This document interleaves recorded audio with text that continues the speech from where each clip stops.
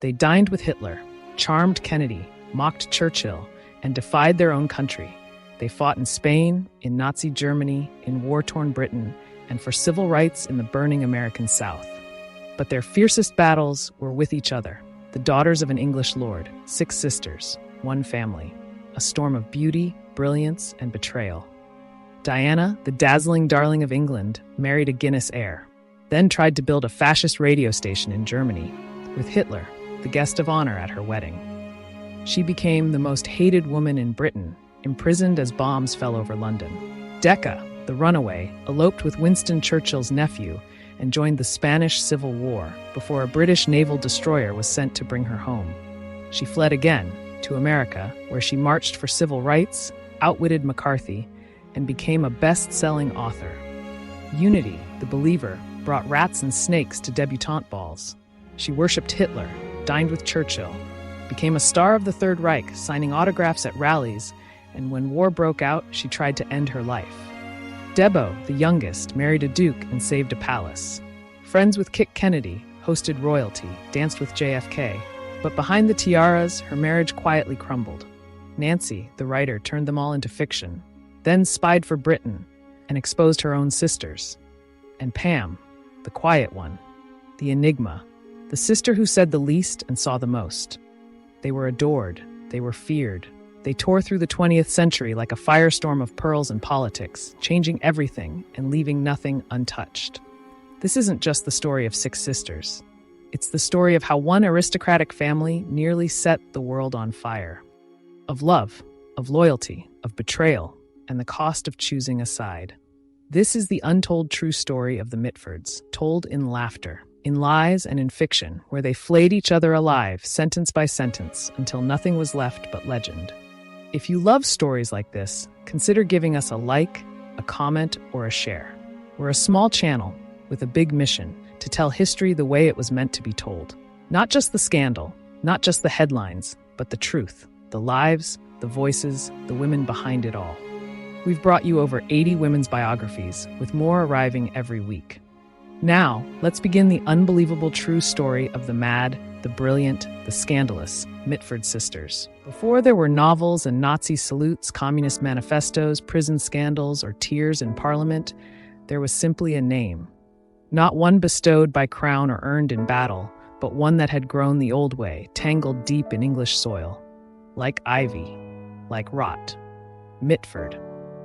They weren't dukes, they weren't rich, but they were old, and in England that was sometimes better. Their bloodline reached back beyond the Norman conquest, slipping through the cracks of history, outlasting dynasties, surviving empires. They endured by knowing when to be charming and when to disappear. It was Algernon Bertram Mitford, known as Bertie, who first gave the family its glint of brilliance. Diplomat, linguist, designer of royal gardens, translator of Kant. He witnessed the last legal harakiri in Japan and filled Batsford Park with Chinese porcelain and samurai swords. But beneath the lacquered surfaces, something darker stirred. Bertie believed in order, not just of gardens and nations, but of blood. He grew intimate with Houston Stewart Chamberlain, the philosopher whose ideas would years later echo in one granddaughter's adoration of Hitler. But that darkness belonged to the next century. First, there was snow and silence. It fell faintly over the Gloucestershire fields in the winter of 1894, lacing the hedgerows and stiffening the ground. She was 14. He was 17. Her name was Sidney Bowles, tall and buttoned into a sailor suit. His was David Freeman Mitford, collar undone, boots muddied from the hunt, eyes like broken glass, pale, sharp, unreadable. She said it happened all at once. No courtship, no flirtation. "I lost my heart," she wrote, "the moment I saw him." Sidney wasn't a debutante in need of polishing. Her father, Tap Bowles, was a press baron and MP who ran households like ships and founded Vanity Fair and The Lady. She was raised on schooners, taught to navigate by the stars. By 12, she was managing staff. By 14, she could silence footmen with a glance. She'd already loved and lost, a skating instructor, a soldier, a libertine who died in the Boer War. David was none of those. He didn't sparkle. He brooded. He sulked. He rode like a demon and read like a stone. Later, Nancy would claim he'd only ever read White Fang and liked it so much he saw no reason to read another. Still, when he laughed, rarely but fully, it filled the room. For years they circled each other, she hosting, waiting, aging behind a fan, he away at war. Then came a bullet to the chest, one lung gone. From his hospital bed, he dictated a letter. To Sydney, to be delivered in the event of my death. He survived, and she married him. There were no trumpets, no tiaras, just a girl of 24 marrying the man she had loved since she was 14, with tears in her eyes for the one who didn't return from Africa. They weren't poor, but they lived like they might be, on David's modest allowance and a stipend from TAP.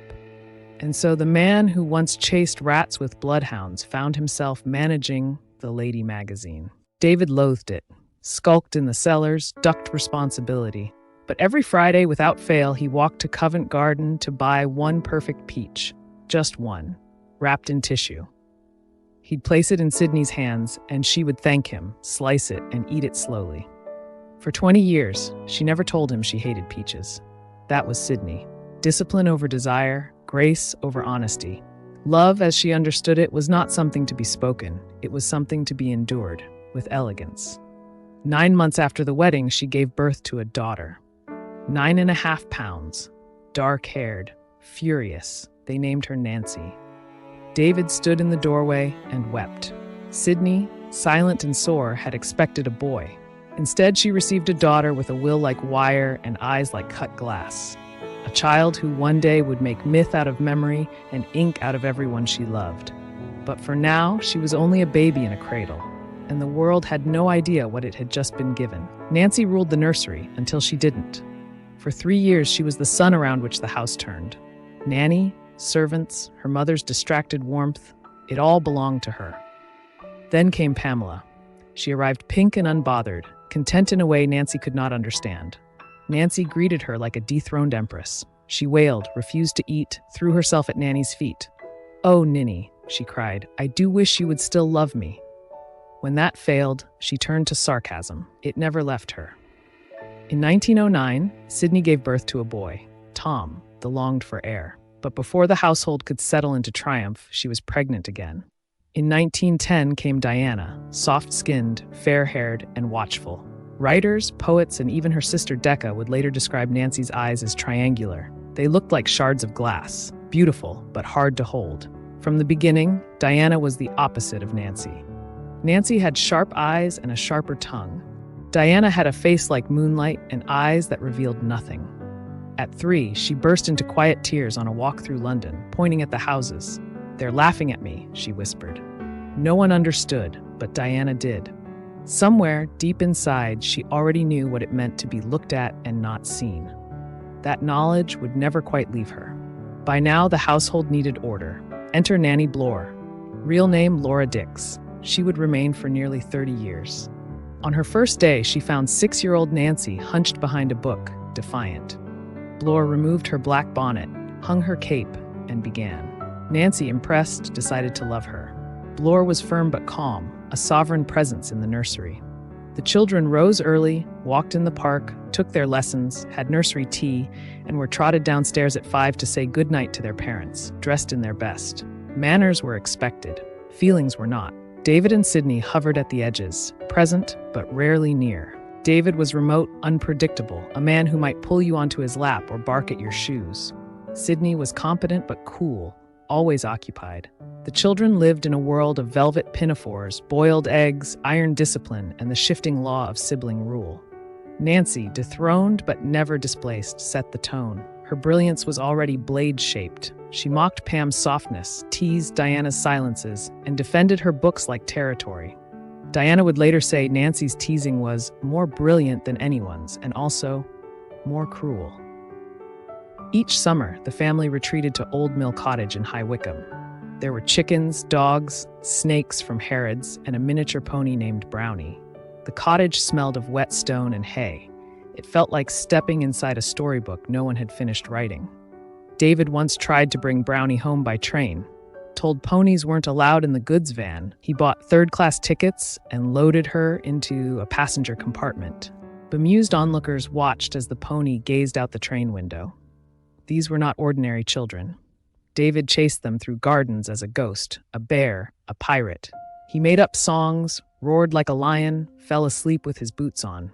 He was the funniest man I ever knew, Deborah said. All the family's jokes started with him. He invented a game called the child hunt. The children would lace up boots, run through fields and streams, doubling back to confuse the scent. Then came the hound, a real one. When it found them, it would leap and lick their faces. David arrived soon after, red-faced and exultant, tossing the dog a reward of raw meat. To outsiders, it sounded brutal. To the children, it was glee. Still, the nursery swung between uproar and silence. One day they laughed until they gasped. The next, someone stormed off in tears. Nancy's tantrums could rival David's. Her jabs, especially at Pam, became legendary. She would dress in outfits to scare her and referred to her as Chubs because she was deemed overweight. But Pam, gentle and vague, rarely fought back. She preferred pigs and potatoes to parties. Nancy didn't know what to do with someone so incurably decent. For all her cruelty, Nancy was clever and achingly lonely. When her siblings irritated her, she vanished into books. Sydney enrolled her at Francis Holland, a local school, while the others remained in the nursery. Nancy never wrote much about it, except to say she was vile, moody, raging, full of spite. Sydney, in her dry way, later wrote, "You used to get into tremendous rages, often shaming us in the street." Nancy didn't deny it. Still, she credited Nanny Blore with keeping her from going too far. "She made me feel ashamed," Nancy said. For a Mitford, shame was rare and valuable.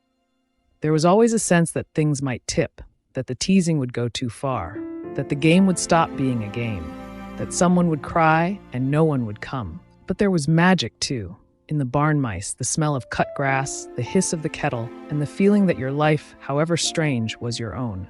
At the center of it all, the girls were beginning to form. Not yet fascists or communists or duchesses, not yet lovers of Oswald Mosley, friends with Hitler or fighters in Spain, not yet legends, just children. Loud, strange, radiant. Then Pamela's legs gave way in the summer heat. At first it was stumbling, then collapsing, then silence. The diagnosis was infantile paralysis, polio. In 1911, the word felt like a spell no one knew how to break. There was no cure, no plan, only dread. Sydney, who believed a healthy household needed no doctors, broke her own code. She summoned one physician, then another, then 6. All failed. Finally, she turned to Dr. Kellgren, an eccentric Swede who practiced a strange blend of massage and rigorous exercise. He wasn't a real doctor, not formally, but he touched where others trembled. And Sydney, who trusted no one easily, trusted him. Pamela recovered.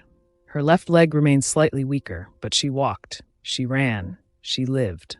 The household, once airtight with pride and principle, had flinched.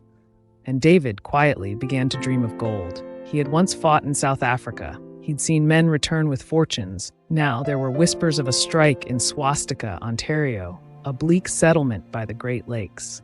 David staked claims, 40 acres at a time, and set off. The land yielded almost nothing. But hope is a mineral, it forms in layers. In 1912, he and Sydney planned to return together. They booked passage on the Titanic. Something delayed them. A missed train, a letter misplaced. Whatever it was, it saved their lives. They sailed later that year. No staff, no servants. Just a cabin in the snow. Sydney pumped water by hand, baked bread. David worked the mine, traded jokes with prospectors, cracked a stock whip he'd been given by an Australian. It was the closest they ever came to simplicity, the happiest months of their marriage. And it was there, in the shack at Swastika, that Sydney conceived their 5th child. Back in London, they moved to 49 Victoria Road, just off Kensington High Street. On August 4th, 1914, war was declared. 4 days later, Sydney gave birth. It was not a boy, it was another girl. They named her Unity after an actress Sydney admired. But Bertie, David's father, insisted she needed a name worthy of the moment. So they added Valkyrie for Wagner's War Maidens. Unity Valkyrie had been conceived in Swastika and born into a world already at war. The symbolism was unintentional, and the foreshadowing impossible to ignore. David was not expected to fight. He had only one lung, the other lost to the Boer War. But he insisted, begged, argued. Eventually, they let him go. He joined the 1st Battalion, then transferred to the 2nd, where he became a transport officer. His job was to move supplies through the wrecked city of Ypres under fire, often twice a night. He led every convoy himself. Not one man was lost. He was mentioned in dispatches, a rare honor. He would never speak of it again. Back home, life shrank into wartime rhythm. Nancy knitted a scarf for a soldier, a limp, muddy shade of purple. Diana tried, even Tom. Sydney gave birth again, a 6th child, Jessica, called Deca, and then the telegram. Clement, David's elder brother, the beloved heir, was dead, killed weeks after receiving the DSO. Pamela, only 7, remembered it vividly. She watched her father cry. Until then, she hadn't known grown-ups could. Clement's wife was pregnant. If the child was a boy, the title would go to him. If a girl, David would inherit. The baby was born, a daughter, and David became the 2nd Lord Redesdale. It hadn't been meant for him. David was the 2nd son, slow to learn, quicker to rage, always in his brother's shadow. Bertie had adored Clement, the heir, the golden one. Bertie himself, a linguist, a diplomat, a man who'd filled Batsford with Japanese porcelain and theories about racial hierarchy, had little use for the blunter, more volatile David. But death reshapes dynasties, and so the title passed, not by merit, by survival. When Bertie died in 1916, he left a stretch of land, a mountain of books, and a house no one could afford to keep. Batsford was vast, stone towers, arched windows, grand gardens choked with lichen. Sydney opened only the rooms they needed, the rest she kept shuttered. To save money, she sold eggs to London clubs, kept bees, raised chickens, taught the children to do the same. Nancy read all day. Tom was sent to school. The girls stayed home. It was a strange, suspended life, at once aristocratic and provisional, but it couldn't last. Batsford was sold in 1919. The family moved to Asthall Manor, across the valley in Swinbrook. It was meant to be temporary. It became their most permanent home. Debo was born in the spring of 1920. Sydney was 40. David had hoped for another son. When the maid saw him coming down the stairs, she whispered that his face looked like thunder. The baby was named Deborah. Nancy, 16, was asked to be godmother. It was a gesture of trust, or at least logistics. Sydney, already thin with exhaustion, feared she might not live to raise the child herself. Nancy accepted the role with solemnity and a smirk. For years, she would tell Debo, "Everyone cried when you were born." Debo would always carry a sense of otherness. Not quite of the war, not quite of the myth, and yet she was the only one who kept a thread between them all.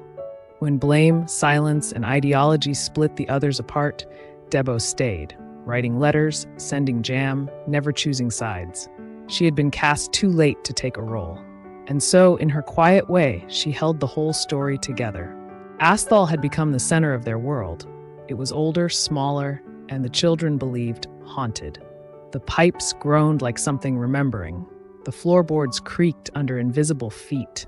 The nursery windows faced the graveyard. Funerals passed just beneath them. They weren't allowed to watch, so they did. Nancy told ghost stories that clung like smoke in the curtains. Once, Unity and Debo fell into a freshly dug grave. Nancy told them it meant bad luck, forever. The house had moods.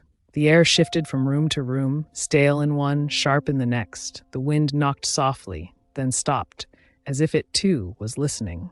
Still there was light. There were governesses, dogs, chickens, and books. Sydney kept the girls busy. David wandered the estate with a thumbstick and a flask of tea, muttering about coverts and crops. The old barn had been turned into a library, linked to the house by a narrow covered passage they called the cloisters. It smelled of dust, foxglove, and dried glue. Tom had chosen the books himself, relics from Bertie's collection, and the girls were allowed to read there if they were quiet, careful, and invisible. It became their sanctuary, their theater, their church. Nancy ruled the house like a playwright in her own production. She invented secret languages, new religions, full-blown operettas. She staged performances in the drawing room with costumes pilfered from the attic. Debo remembered red satin, moth-eaten lace, and tricorn hats older than any of them. Nancy took the best parts. Pam was usually cast as the maid or a tree. Diana was given a role only if her beauty helped the story. Deca, if allowed in, was background. Unity was a prop. Nancy wrote poems designed to make Debo cry. A little houseless match, it has no roof, no thatch, it lies alone, it makes no moan. Debo would dissolve into sobs. Eventually, Nancy didn't even need the poem.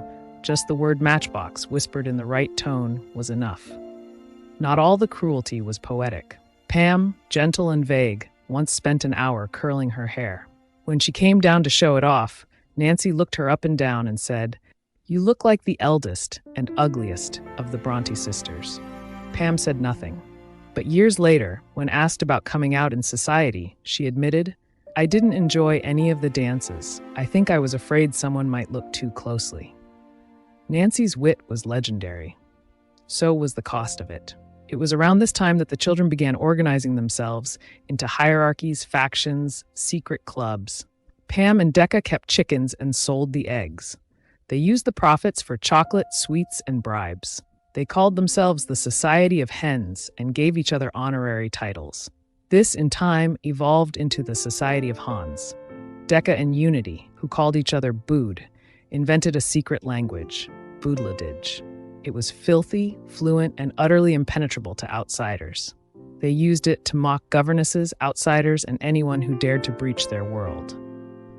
Nancy, seeing her influence wane, created a league against Tom, who had dared to grow into adolescence with dignity. Later, a league against Nancy appeared, written in Debo's small, careful hand. Badges were drawn. Alliances shifted. The household became a small parliament, chaotic, petty, and oddly efficient. The idea of order thrilled Nancy. She decided to start a Girl Guide troupe, recruiting from the village. She named herself captain, enlisted Pam and Diana as lieutenants, and appointed herself in charge of cooking badges, knot tying, and command. Diana was mortified. "It was the most ghastly idea," she wrote. "I longed to die." Pam helped, half-heartedly. Deca was excluded entirely. She hovered near the barn during meetings, pretending not to care. They wore sashes made of curtain fabric, practiced marching in the orchard. Nancy held up books of Morse code and shouted "Semaphore," as if it mattered. It was a parody, but no one dared say so. Nancy was still the sun in that small orbit. Governesses came and went like weather. Some lasted a year, some a week. They were examined, resisted, mocked, and eventually replaced. The ones who stayed, like Miss Hussey, were smart enough not to challenge the internal order. Others weren't so lucky. One fainted after finding a snake draped around the toilet chain. Another tried to correct Diana's grammar and was met with a 5-page lecture on the etymology of the subjunctive. David barely noticed. Sydney tried, but it was too late. The girls had become their own government. The plays, the parodies, the pet lambs in the drawing room, the poetry wars, the baby rabbits, the insults etched into school books, the language no adult could decipher. The house had watched Nancy crown herself. It had seen Diana learn to lie still and shimmer. It had heard Deca muttering in corners, already planning her escape. It knew they were no longer children. Not really. The house had given them a stage. Now they were writing the script. Nancy's 17th birthday, in November 1921, quietly marked the end of something. Childhood at Asthall had been a chorus. Now the soloists were beginning to step forward. She was the first to leave. A cultural tour of France and Italy, chaperoned, nominally, became her escape hatch. Europe had only just exhaled after the long agony of war. It was, in Nancy's words, heavenly. Her letters home sparkled with adjectives. Paris was so lovely, we don't want to leave. Florence, too romantic to describe, dazzled her with river walks and moonlit serenades. But Nancy's homemade clothes marked her as provincial. Her father had forbidden makeup. The others powdered their noses freely. Still, she played the schoolgirl abroad, bursting hot water bottles mid-bed jump, scandalizing old ladies, and sending home dispatches tinged with awe and mischief. She returned altered, and Asthall felt smaller. Too sharp-tongued and sarcastic to be anyone's favorite for long, Deca would later write. One moment, Nancy would thrill her sisters with tales of gondolas and flirtations. The next, she'd glance down her emerald eyes and murmur, "Run along to the schoolroom. We've had quite enough of you." And then, in private, she'd scribble it all down. She was watching them. recording them, collecting scenes like seashells, every silence, every slight, every absurdity. Even then, her sentences had teeth. Pam, in contrast, was gentle and vague, happiest among pigs and potatoes. Where Nancy craved attention, Pam preferred rituals, quiet ones. She worked the garden with reverence, fed livestock at dawn, and cooked for her sisters with a kind of maternal steadiness. They nicknamed her Woo, short for woman, a title somewhere between tease and tribute. Diana, meanwhile, was becoming something else entirely. She taught French and piano, helped the younger girls ride, and laughed at their jokes. When Deca fell off her pony again, Diana scooped her up with a breezy, "Try to hang on this time, darling. You know how cross Sydney gets when you break things." Nancy's coming-out ball loomed. She dreamed of chandeliers, whispers, suitors. What she got were cousins, retainers, and elderly men recalled from oblivion and pressed into service. Still, she danced. She adored her debut, though she would one day skewer it with acid. That contradiction defined her 20s, a love for the rituals she'd later dismantle. The bright young things pirouetted into ballrooms and onto rooftops, defying the ruins with champagne and irony. Nancy was spellbound. Her letters fizzed with gossip, parties, weekend romps that ended at dawn. But her allowance, £125 a year, barely covered train fares, gifts, books, or dresses. Glamorous at home, her wardrobe looked homespun in London. It was always almost enough, and never quite. Still, her debut had cracked the door open. She drifted into a new orbit, sharp, eccentric, unapologetically odd. There was John Sutro with his quick-fire gossip, Robert Byron, who wrote like a poet and dressed like a dare, Harold Acton, bright as cut glass, Brian Howard, doomed and brilliant, later immortalized as Anthony Blanche in Brideshead Revisited. They were aesthetes, ironic and witty. Nancy, with her drawled vowels and pyrotechnic wit, fit right in. One afternoon at Oxford, Acton observed, "Nancy doesn't enter a room, she detonates." That line she'd repeat for decades. But dating was another matter. David loathed outsiders. Outsiders, Deca wrote, included not only Huns, frogs, Americans, blacks, and all other foreigners, but also other people's children, and almost all young men. Guests were greeted with insults. A boy who suggested easing tensions with Germany was met with, "Don't talk about what you don't understand." Then the growl, "Young swine." One guest was expelled for carrying a comb. Another was physically shaken like a rat. Nancy turned humiliation into art. She always had. In that house, there was no shortage of material. Pam said little. Nancy wrote it down. Still, she needed new material. She hatched a plan. On the pretext of visiting Tom at school, she and a friend delivered a cake to Eton, then hopped the next train to Oxford. David's fury was volcanic. Her reputation, he declared, was in tatters. No decent man would have her. At 20, Nancy stopped trying to please him. She bobbed her hair, wore trousers at home. Their arguments became a kind of aristocratic theater, part farce, part fury. When Pam came out in 1924, the family had survived Nancy's scandals. Pam was no rebel. Her ball was a costume affair. She went as Madame de Pompadour. "I felt very self-conscious because I was rather fat," she later admitted. "I didn't enjoy any of the dances." Diana, never one to soften a blow, blamed Nancy. She was very unkind to Pam and undermined her self-confidence. Pam's only serious romance came later, with Oliver Togo Watney. He gave her a replica of King Alfred's jewel. "It looks like a chicken's mess," Nancy said. Pam's delight faded, and Nancy, ever the opportunist, recycled the moment in the pursuit of love. Same shape, same size, same color, not my idea of a jewel. Togo's mother convinced him to break it off. Pam was relieved. "I gave the ring to Bobo," she said later. She gave it to Hitler. Deca, meanwhile, made her own debut at the local dancing class. Unity, who had recently acquired a goat, declined. Debo was still too young, so Deca went alone, wrapped in silk and curiosity. Between dances, she explained where babies came from. Complaints followed. Other parents declared her unfit company. She was banned. Years later, 2 local boys still weren't allowed to speak to her. Sydney took the girls to Paris. It was meant to finish Diana's education, but for Diana, it began something else. She was 16, already arresting. James Lees-Milne would later say, "The most beautiful adolescent I have ever seen, more perfect than Botticelli's Venus." Artist Paul Hellu was transfixed by her swan-like grace. "He was even a bit in love with me," Diana recalled. "He treated me like an equal." While she studied, the younger girls bowled hoops in the street. Nancy and Pam explored the city. Nancy predictably fell in love. "I have often danced all through the streets," she wrote, "and no one notices. They are so used to that sort of thing. Oh, I am so excited." By December, it ended. Diana returned to London, where David unveiled his grand project, Swinbrook. It was meant to eclipse Asthall: garages, squash courts, greenhouses, tennis lawns. It lacked only one thing: charm. Nancy renamed it Swinbrook. Each girl had her own room, but fires were banned unless ill. Facecloths froze solid. Beams meant to look rustic made it feel like a converted barn. The wind found every crack. David, sulking, retreated to his new study, a locked door. The girls named it the closing room. Deca observed, "He spends so much time in there with his eyes shut, it's likely he'll die in it." Christmas brought a reprieve. Diana was invited to Chartwell, Winston Churchill's home. He nicknamed her Dynamite. In January, she returned to Paris. Helou fell ill. When she went to visit, his daughter barred the door. A quiet rejection, but unmistakable. Diana was shattered. "No one will ever admire me as he did," she wrote. "Beauty divine he called me, and he had known all the loveliest women." She came home to mourn. One day, walking Hyde Park with Pam, she remembered. Her diary, left open. She raced home. The parlor maid met her with 6 words. "Her ladyship wants to see you."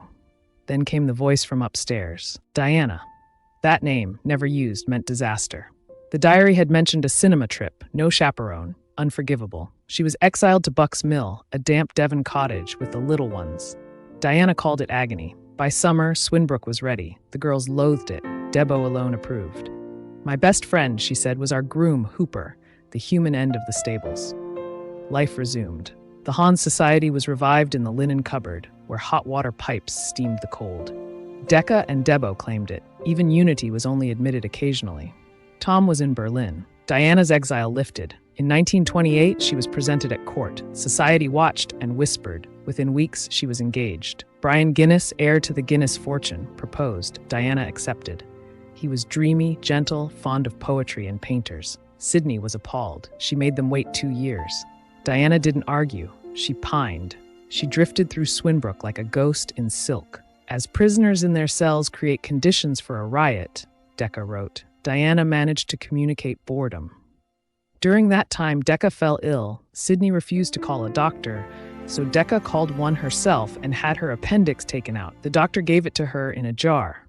Debo told her, "Oh, you are so lucky to have your appendix in a jar," so Deca sold it to her for £1. Nancy, not to be outdone, announced her own engagement to Hamish St. Clair Erskine. Beautiful, brilliant, gay. Everyone knew. Nancy chose not to. Tom, who'd once loved him too, warned her. She didn't care. She saw a shared imagination, not the impossibility. She wrote letters full of fantasy and hope. "We are going to make the most wonderful things together," she declared. Books and ideas and the sort of life no one else would understand. But she was already writing alone. At last, Sydney relented. Diana could marry Brian. He came to Swinbrook. He rode well despite childhood polio. Even David approved. The engagement was announced in the Times. The Mitfords decamped to London. Diana's wedding shimmered with fittings and frocks. The bridesmaids wore cream and gold. Only Unity objected. She hated how her hair stuck out. Disaster struck. Deca and Debo fell ill. Scarlet fever? Whooping cough? No one agreed. But they were banned from the wedding. Diana was devastated. "I could have spared anyone more easily than them," she wrote. "Their absence spoiled the wedding for me." While Diana prepared for the society wedding of the year, Nancy quietly submitted a piece to the Lady, her first published article, a sly sketch on debutante balls, their gowns, their absurdities, their quiet humiliations. There was no byline, no fanfare, just a few sharply observed lines, typed upstairs while the rest of the house chose lace and lilies. Sydney read it aloud at breakfast. She laughed, then frowned. "Well," she said, "it was a little unkind." Which, of course, meant it was good.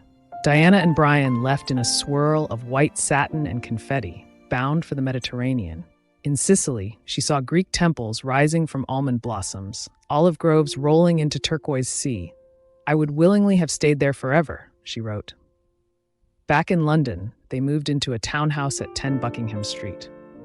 Diana tried for a time to keep household accounts in a navy ledger stamped with her initials. until Brian's eccentric mother discovered it. "How barbarous of Brian," she whispered, assuming he had forced her. The ledger was quietly closed. By the age of 20, Diana had 4 homes, one in London, one in the country, one by the sea, and one in Dublin. All were gifts. All were hers. She moved through them with the stillness of someone already becoming myth. At Swinbrook, the air had grown thin. Deca, 11 years old, restless, romantic in all the wrong directions, began to hollow out. One cousin blamed Nancy's clever friends for making life feel like a joke. Sydney, more gently, called it teenage gloom. But Deca would later write, "A sameness settled over me. It became unbearable."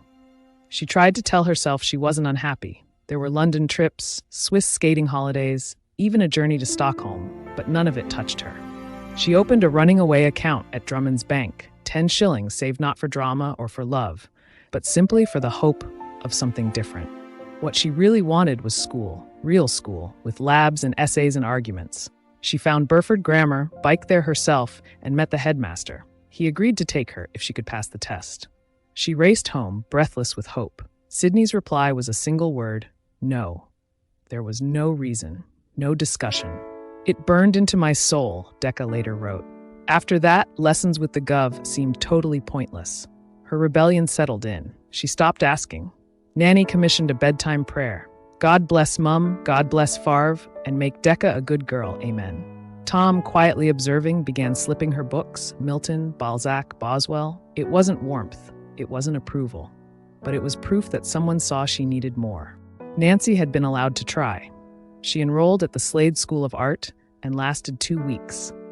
Henry Tonks, the famously cruel professor, told her, "You have no talent, you should learn to cook." She went home and cried. Then wrote to Deca wryly, "The bedsitter was knee-deep in underclothes. I had to wade, no one to put them away." She began submitting sketches to Vogue, The Lady, Harper's. Her first real piece, The Shooting Party, Some Hints for the Woman Guest, earned £22. She spent it all on gifts for Hamish. The romance was going nowhere, but she needed it to. Unity, too, had grown difficult, not in explosions, but in gestures. She sulked, climbed onto the roof, devoured strawberries meant for guests. She rode, but refused to hunt. She wouldn't sew. Eventually, she asked for her own sitting room. She got it. They called it the DFD, drawing from the drawing room. It was less a space than a mood, a mess, a kingdom of refusal. Unity filled it with collages and blot paintings, angry, half-formed things that matched her temperament. Deca moved in and claimed half. They didn't speak much, but both needed a door that closed, and stayed closed. Their silence wasn't harmony, it was survival. Debo, meanwhile, turned outward. She rode at dawn, walked the coverts beside her father, laughed at nothing. The house that stifled the others gave her breath. Where they folded inward, Debo opened, into horses, into fog, into fresh air. In the summer of 1929, Diana and Brian visited Tom in Berlin. He had just begun studying law. Over breakfast, Diana asked what he made of the student fights, left against right, fists against clubs. Tom shrugged. "It's their affair. But if I were German, I suppose I'd be a Nazi." He later clarified, "There are only 2 sides, fascism or communism. The rest is just delay." Deca would one day insist he was too intelligent to be taken in. But his letters from the time suggest otherwise. Nancy, meanwhile, lingered in London. She stayed with friends like Mitty O'Neill and Evelyn Gardner. She Evelyn, as the Mitfords dubbed her, after she married Evelyn Waugh. The marriage didn't last, but the nickname did. Nancy hosted a party for their engagement. "He writes, I believe, very well," she said dryly. Waugh's new novel, Vile Bodies, would soon immortalize them all, a fevered satire of their world. Parties themed by clowns, Greeks, babies, and Bolsheviks. Every gathering became theater. Nancy, Brian, and Diana moved among the bright young people, but never quite as one of them. Diana found them frivolous. Nancy took notes. She stayed often at 26 Rutland Gate, where she Evelyn lived with Waugh. For a moment, Nancy was where she had always wanted to be, among writers, manuscripts, and talk. But then she Evelyn bolted, leaving a note and vanishing with her lover. Nancy couldn't stay. She returned to Swinbrook, or rather to Old Mill Cottage, as the house had been let out for income. There she found Unity's goat, Deca's sheep, Debo's guinea pigs, and Sydney's bantams. Nancy became impossible, bitter, brilliant, and, as her friends called her, spinsterish. But she was writing. That summer, she joined Diana, Brian, and Waugh in Paris. All three were at work. Waugh on Vile Bodies, Nancy on Highland Fling, and even Brian, who began a novel about a writer whose wife runs off and leaves a note. They worked in near silence, reading lines aloud only to make each other laugh. Diana, pregnant, lay in bed with a book, smiling quietly. She didn't write, but she listened. Jonathan Guinness was born in March 1930. Diana was radiant. She worshipped the baby, not just as a child, but as something complete. She had done it all. The marriage, the homes, the child. And she had done it without missing a step. And yet, she missed the dance floor. London, even in the shadow of an approaching crash, was alive with treasure hunts, scandals, and costume balls. Diana longed for music, for strangers, for motion, for life. Waugh sulked. He had dined in her room when she was pregnant. Now she wanted noise. He picked fights, then left after a small argument and never came back. They wouldn't speak again for 35 years. Only before his death did he admit it. He had fallen in love with her. He was so horrid, Diana said later, that one didn't miss him at all. But she missed the conversation, the companionship. She invited him back. He declined every time. In January 1930, Vile Bodies was published, a vicious, brilliant satire of the very rooms they had lived in. The dedication read, almost wryly, to Brian and Diana, without whose encouragement and hospitality this book would not have been finished. While Waugh launched Vile Bodies to wild acclaim, Nancy's first novel, Highland Fling, quietly went to print. She hoped it might bring in a little money. At the same time, she took a job with The Lady. Her early writing wasn't brilliant. Not yet, but it was crisp, observant. You could already hear the voice forming, bone-dry, mocking, precision-tuned. People about to be photographed are always at great pains to explain that their motives are both noble and unselfish. They never say, "I wanted a picture for myself," but imply that countless friends and relations are clamoring for one. That winter, the family went to Switzerland. At Swinbrook, skating bordered on religion. David skated in Oxford and brought his skates to London. Unity won a bronze medal. Debo was invited to join the junior national team. Sydney refused. Too serious, too much life. But that spring, Sydney changed her mind about school. They were still living at Old Mill Cottage. Swinbrook had been let out. Unity was brooding, slamming doors. David insisted she do something. Sydney, unexpectedly, enrolled her in a London day school. She was expelled within weeks. Deca assumed that was the end of it, but Sydney persisted. Unity went to boarding school, and Deca, watching this unfold, cried the most Mitford of protests. But it's not fair. Unity completed 2 terms. Then, improbably, Deca and Debo were allowed to attend a day school. Debo fainted in geometry and left after 3 days. But for Deca, it was freedom, classrooms, books, ideas. She made a friend and asked Sydney if she could bring her home. "Oh no, darling," Sydney said. "I don't know her mother." It wasn't about safety, it was about class. By the end of term, Deca was withdrawn. Her education ended. Back with the governess, she didn't sulk. She read. Hunger marches, strikes, police clashes. She read about real suffering. It overwhelmed her, then clarified her. 50 million other lives, she said later, and mine, so absurdly blessed, felt wrong. In the Hens cupboard, Unity and Deca planned their futures. "I'm going to Germany," Unity said. "I'm going to meet Hitler." "I'm going to run away," Deca replied. "I'm going to be a communist." Debo, unfazed, said she'd marry a duke. Time proved them all right. Deca spent from her running away fund on pamphlets and essays. Unity was withdrawn from St. Margaret's, officially. But everyone knew she'd been expelled. Years later, her name was scrubbed from the records. Pupils were told not to speak of her. It was then that Deca and Unity, once squabbling jackdaws, became opposites who couldn't look away. When Bood became a fascist, Deca wrote, "I declared myself a communist." There was no slow drift. There was a jolt, then war. The DFD, once their shared sanctuary, became a battlefield. They drew a literal line down the center. Unity's half-draped in swastikas and Hitler. Deca's in Lenin and radical tracts. Even their bookshelves argued. They spent hours in that room, debating, shouting, laughing, as Lenin and Hitler stared across the wallpapered divide. It began as a game. It would not end as one. In the spring of 1932, Unity came out. Unity didn't do demure. She added velvet capes and theatrical jewelry to her white gowns. At formal balls, she carried a white rat tucked under her arm like a clutch. At garden parties, she wore her grass snake around her neck. When one escaped, and they often did, the shrieking would begin. Young men approached cautiously. Unity stroked her rat and stared them down. Her eyes said, "Speak, I dare you." She had admirers, but no one stayed. Someone said she looked like Diana in a distorted mirror. She didn't want to be a copy, or the third girl. She wanted to be seen. In 1931, Brian and Diana left Buckingham Street for 96 Chain Walk, a grand house overlooking the Thames. That summer, Diana turned 21. She was pregnant again. Her second son, Desmond, would be born in September, and stayed home while Brian traveled. Even with servants, she often lay awake, convinced the house was haunted. The houses were still laughing at her. Chain Walk became a kind of salon. John Betjeman, Augustus John, Dora Carrington, the Huxleys, they all passed through.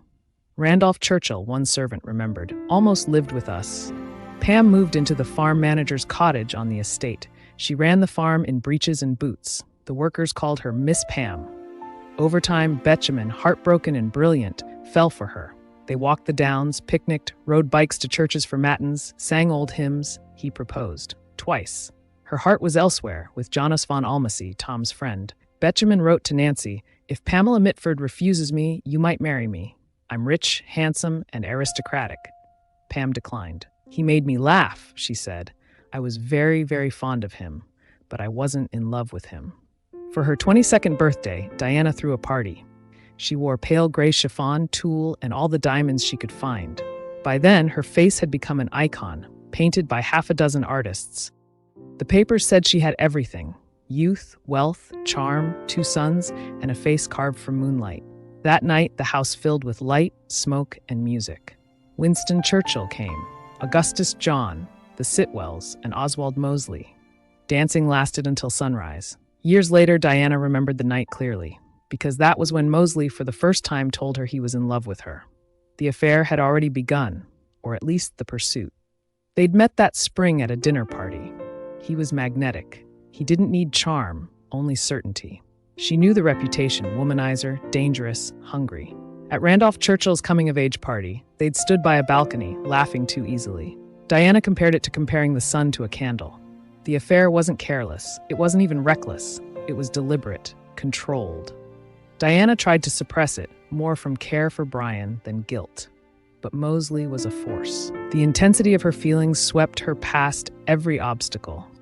"With the exception of the birth of my babies," she later wrote, "my existence since my marriage had been trivial. There must be more. I married," she said, "to escape the fatal atmosphere that families make when too cooped up together." Now she saw how little had changed. Diana didn't believe the rich had to fall for the poor to rise, but she believed, fiercely, that someone had to act. Something had to be done, she wrote. The Labour Party had failed. The Conservatives would do the strict minimum. The poor were starving. And then she met Mosley. He had the answer, or at least an answer. Radical reform, conviction, a future that felt clean, powerful, urgent. In his voice she heard certainty, and in that moment, certainty was more seductive than wealth, beauty, or love. To those who lived through the war, the name Mosley would come to mean betrayal, fanaticism, and menace. But in 1932, he was admired, celebrated, a prime minister in waiting, brilliant, bold, young. He graduated from Sandhurst at 17, survived the trenches, flew for the Royal Flying Corps. At 21, he entered Parliament as the youngest Conservative MP. The crowds adored him. The press followed. At Labour rallies, he brought rooms to their feet. By 1929, he was Chancellor of the Duchy of Lancaster, tasked with unemployment. His bold memorandum was dismissed, so he resigned. Backed by Bernard Shaw and £50,000 from William Morris, he launched the new party. It called for regeneration, state reform, and strong leadership. The 1931 election was a disaster. He lost his seat, his allies vanished, but he did not retreat. Over the next year, the new party transformed. More theatrical, more dangerous. It became the British Union of Fascists. It echoed European fascism, but Mosley insisted it was a British answer to British decay. James Lees Milne, then a young aide, said of Mosley, "He was a man of overweening egotism. He brooked no argument. He accepted no advice. He was in love with his own words." Mosley campaigned relentlessly, rallies, salons, street corners. His meetings grew rowdy. As violence escalated, he formed a bodyguard. They wore uniforms, they stood silently, they didn't blink. The black shirts were born. To some, they looked like discipline. To others, they looked like thugs. Fascism, he claimed, was strength. Mussolini had restored Italy. Hitler, then obscure in Britain, had employed millions. It seemed miraculous. Mosley laid out his vision. A totalitarian state led by an elected parliament under a single absolute leader. He was also married. Cynthia Curzon, Simi, was the daughter of a viceroy. She was intelligent, warm, principled, a Labour MP in her own right. But Mosley was a compulsive womanizer, unrepentant. Simi discovered the affairs. She confronted him. He told her they didn't matter, that she was his real love, that his hunger for others was just part of who he was. So they endured. By spring 1932, Diana and Mosley were in love. Simi had just delivered their third child by cesarean. She'd been unwell for over a year. Headaches, exhaustion, pain. Her ailments were dismissed. A month after Diana's birthday, the Mosleys attended a ball celebrating Unity's debut. Unity met Mosley that night. She fell hard. He became her ideal of a leader, and from that moment, she was his disciple. That summer, the Guinnesses and the Mosleys met again in Venice. Tom Mitford, Randolph Churchill, Emerald Cunard, Thomas Beecham, and Diana's closest friend, Doris Castleross, who had once dated Tom and would later become Churchill's mistress. It was a glittering group. Diana and Mosley stopped pretending. They disappeared for hours. They laughed into each other's eyes. Brian noticed. So did Simi. So did everyone. Simi cried through most of the holiday. She wrote letter after letter, hurt, frantic, ashamed of her own hope. Mosley replied in baby talk, love notes full of nicknames and hollow reassurances. He denied everything, said Diana was nothing, swore Simi was still the one. And she stayed. For Diana it was harder. She couldn't lie. Not well. Not for long. Mosley's life moved. Hers paused. The fact that he was so busy, she wrote, was one of his great attractions for me. I wanted more freedom than Brian was prepared to give. She wasn't drawn to Mosley despite the chaos. She was drawn to him because of it. Just before leaving for Rome to meet Mussolini, Mosley and Diana met again. She told him what she had already decided. She was leaving Brian. She knew what it meant. Divorce was social death. And this wasn't just divorce. It was an affair with a married man, a public figure, and a wife with a titled name. Her family begged her to stop. Mosley made it clear he would not leave Simi. He couldn't. Politics, children, money. Diana would have to live in the margins. She accepted that. She was 22, and she was all in. Back in London, Diana told Brian. He was devastated. Nancy was horrified. But Diana had made up her mind. Her parents warned her, "You'll ruin your life. You'll ruin your children's lives. You'll be ostracized. Your sisters will suffer. No one will speak to you again." She considered it all, and still, she stayed the course. It was all unraveling, and everyone knew. Brian agreed to go to Switzerland over Christmas. He loved winter sports. Diana didn't. It gave her time. When Brian returned in mid-January, Diana was gone. The marriage was over.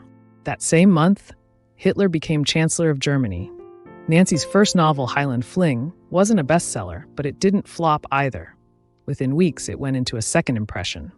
30 copies a day, which I'm told is definitely good for a first novel, she wrote. She earned £90 and spent it on a holiday. By autumn, she was back at Swinbrook, broke again. She hunted twice a week and started a new book. Deca remembered her by the fire, giggling into a school notebook while scribbling Christmas pudding, bright, satirical, full of barely disguised friends, cousins, and enemies. She read passages aloud. Sydney was horrified. You can't publish that under your own name. But Nancy's real story wasn't on the page. It was Hamish. Hamish Erskine, delicate, charming, completely unsuitable, was still the imagined future of her life. The engagement was informal, but she believed in it with religious precision. His parents loathed the idea. So did hers. Everyone knew it would never happen, except Nancy. One day he was simply gone, dispatched to America by his family. Nancy wasn't told. She considered ending her life. She sat in her room, turned on the gas fire without lighting it. "It's a lovely sensation," she wrote, "just like anesthetic." But then she thought of her hostess, pregnant. What if she found the body? So Nancy turned off the gas and went to bed, waking up sick. Back at Swinbrook, she argued with Sydney. She took Deca on a long, wet country walk. The rain, Deca wrote, seemed like inner tears of bitterness, the futility of that life. Then Hamish returned from America, drinking too much. She resumed the relationship quietly. Parties resumed too, lunch at the Ritz, dancing at the Café Royal. But one conversation broke her. Cynthia Gladwin, gentle, well-meaning, told her what everyone else had long known. Hamish was homosexual. Hamish, they said, didn't want to hurt her, but he couldn't marry her. So he invented a fiancée, Kit Dunn.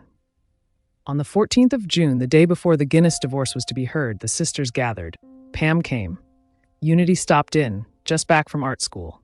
The butler announced a call. It was Hamish. Nancy answered.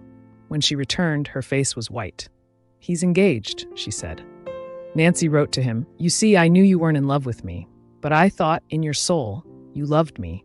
I thought in the end we'd have children, and look back on life together, when we were old." 3 weeks later, she announced her engagement to Peter Rod. Peter, Prod, was tall, clever, and as Diana said, the third girl he had proposed to that week. They had been to a party. He had too much to drink. Nancy said yes. A week later, he hinted that the proposal might have been a joke. Nancy wasn't in the mood for jokes. She was nearly 30.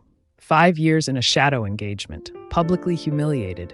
She wanted children, a home, or, if not that, at least proof that someone else wanted her. Peter Rod would prove a disappointment in almost every category.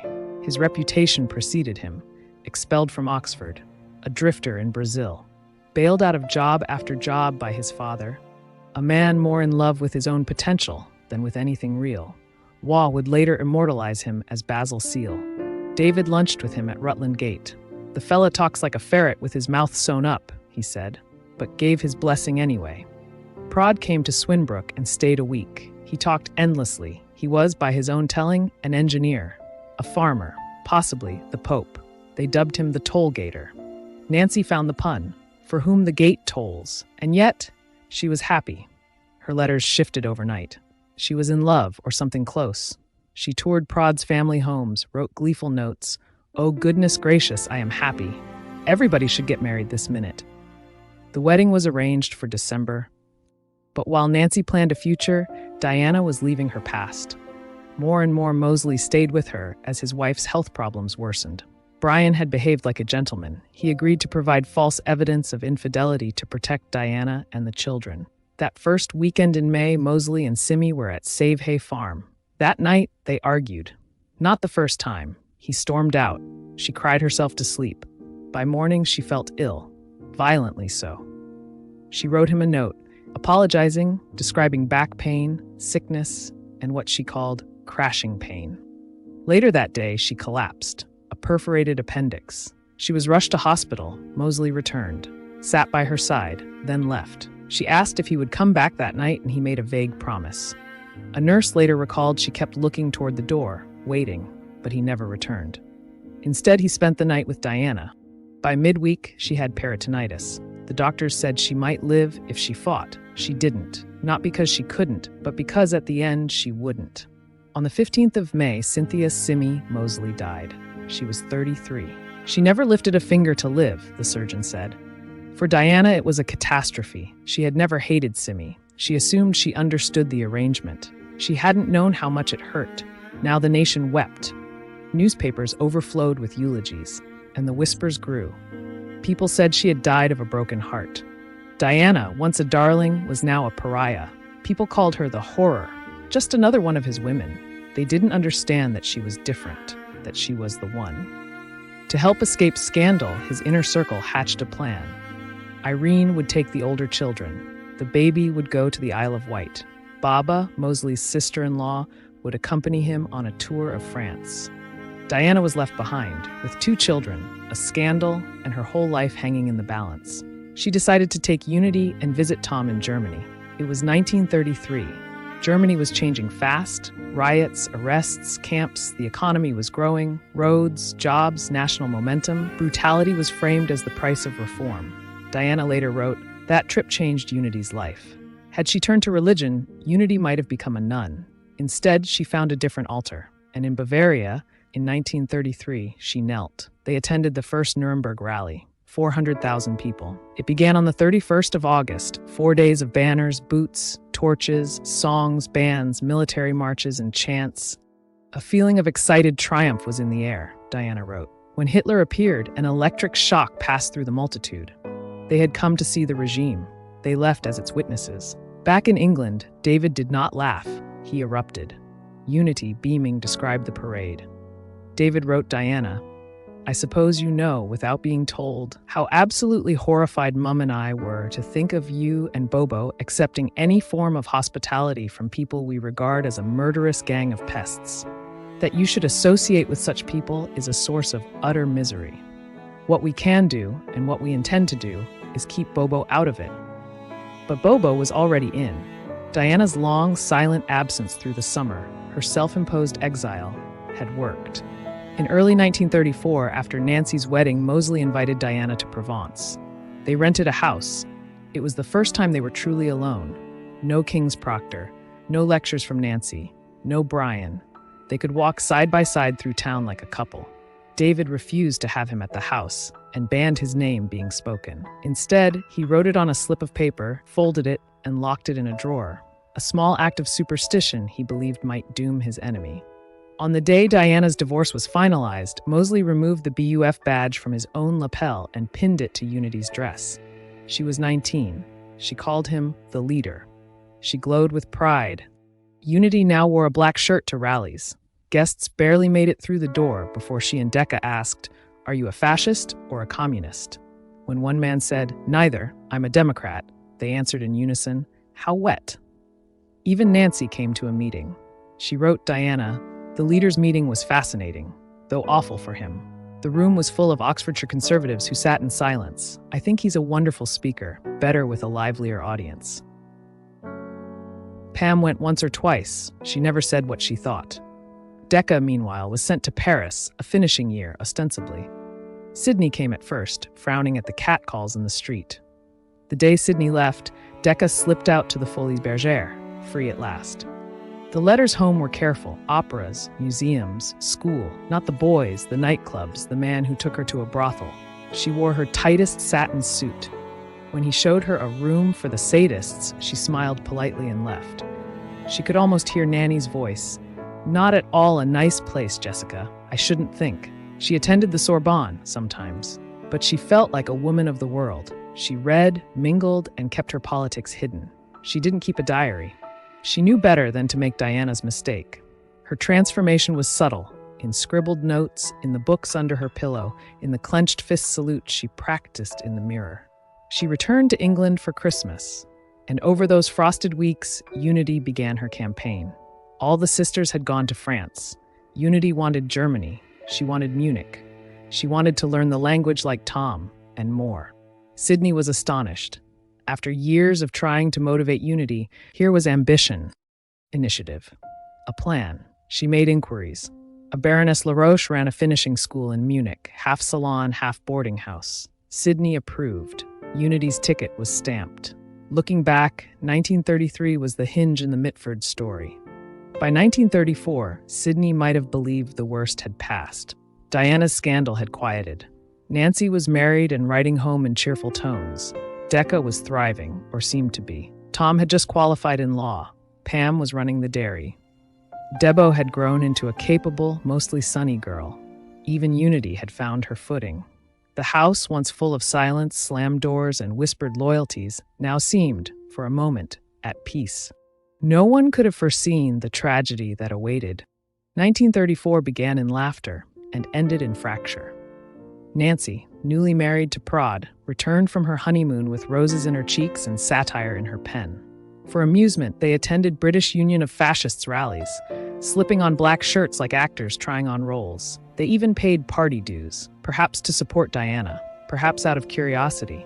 But for Nancy, it was material. She had begun writing a novel, Wigs on the Green. It sparkled with parody, bristled with menace, and would leave her family in ruins.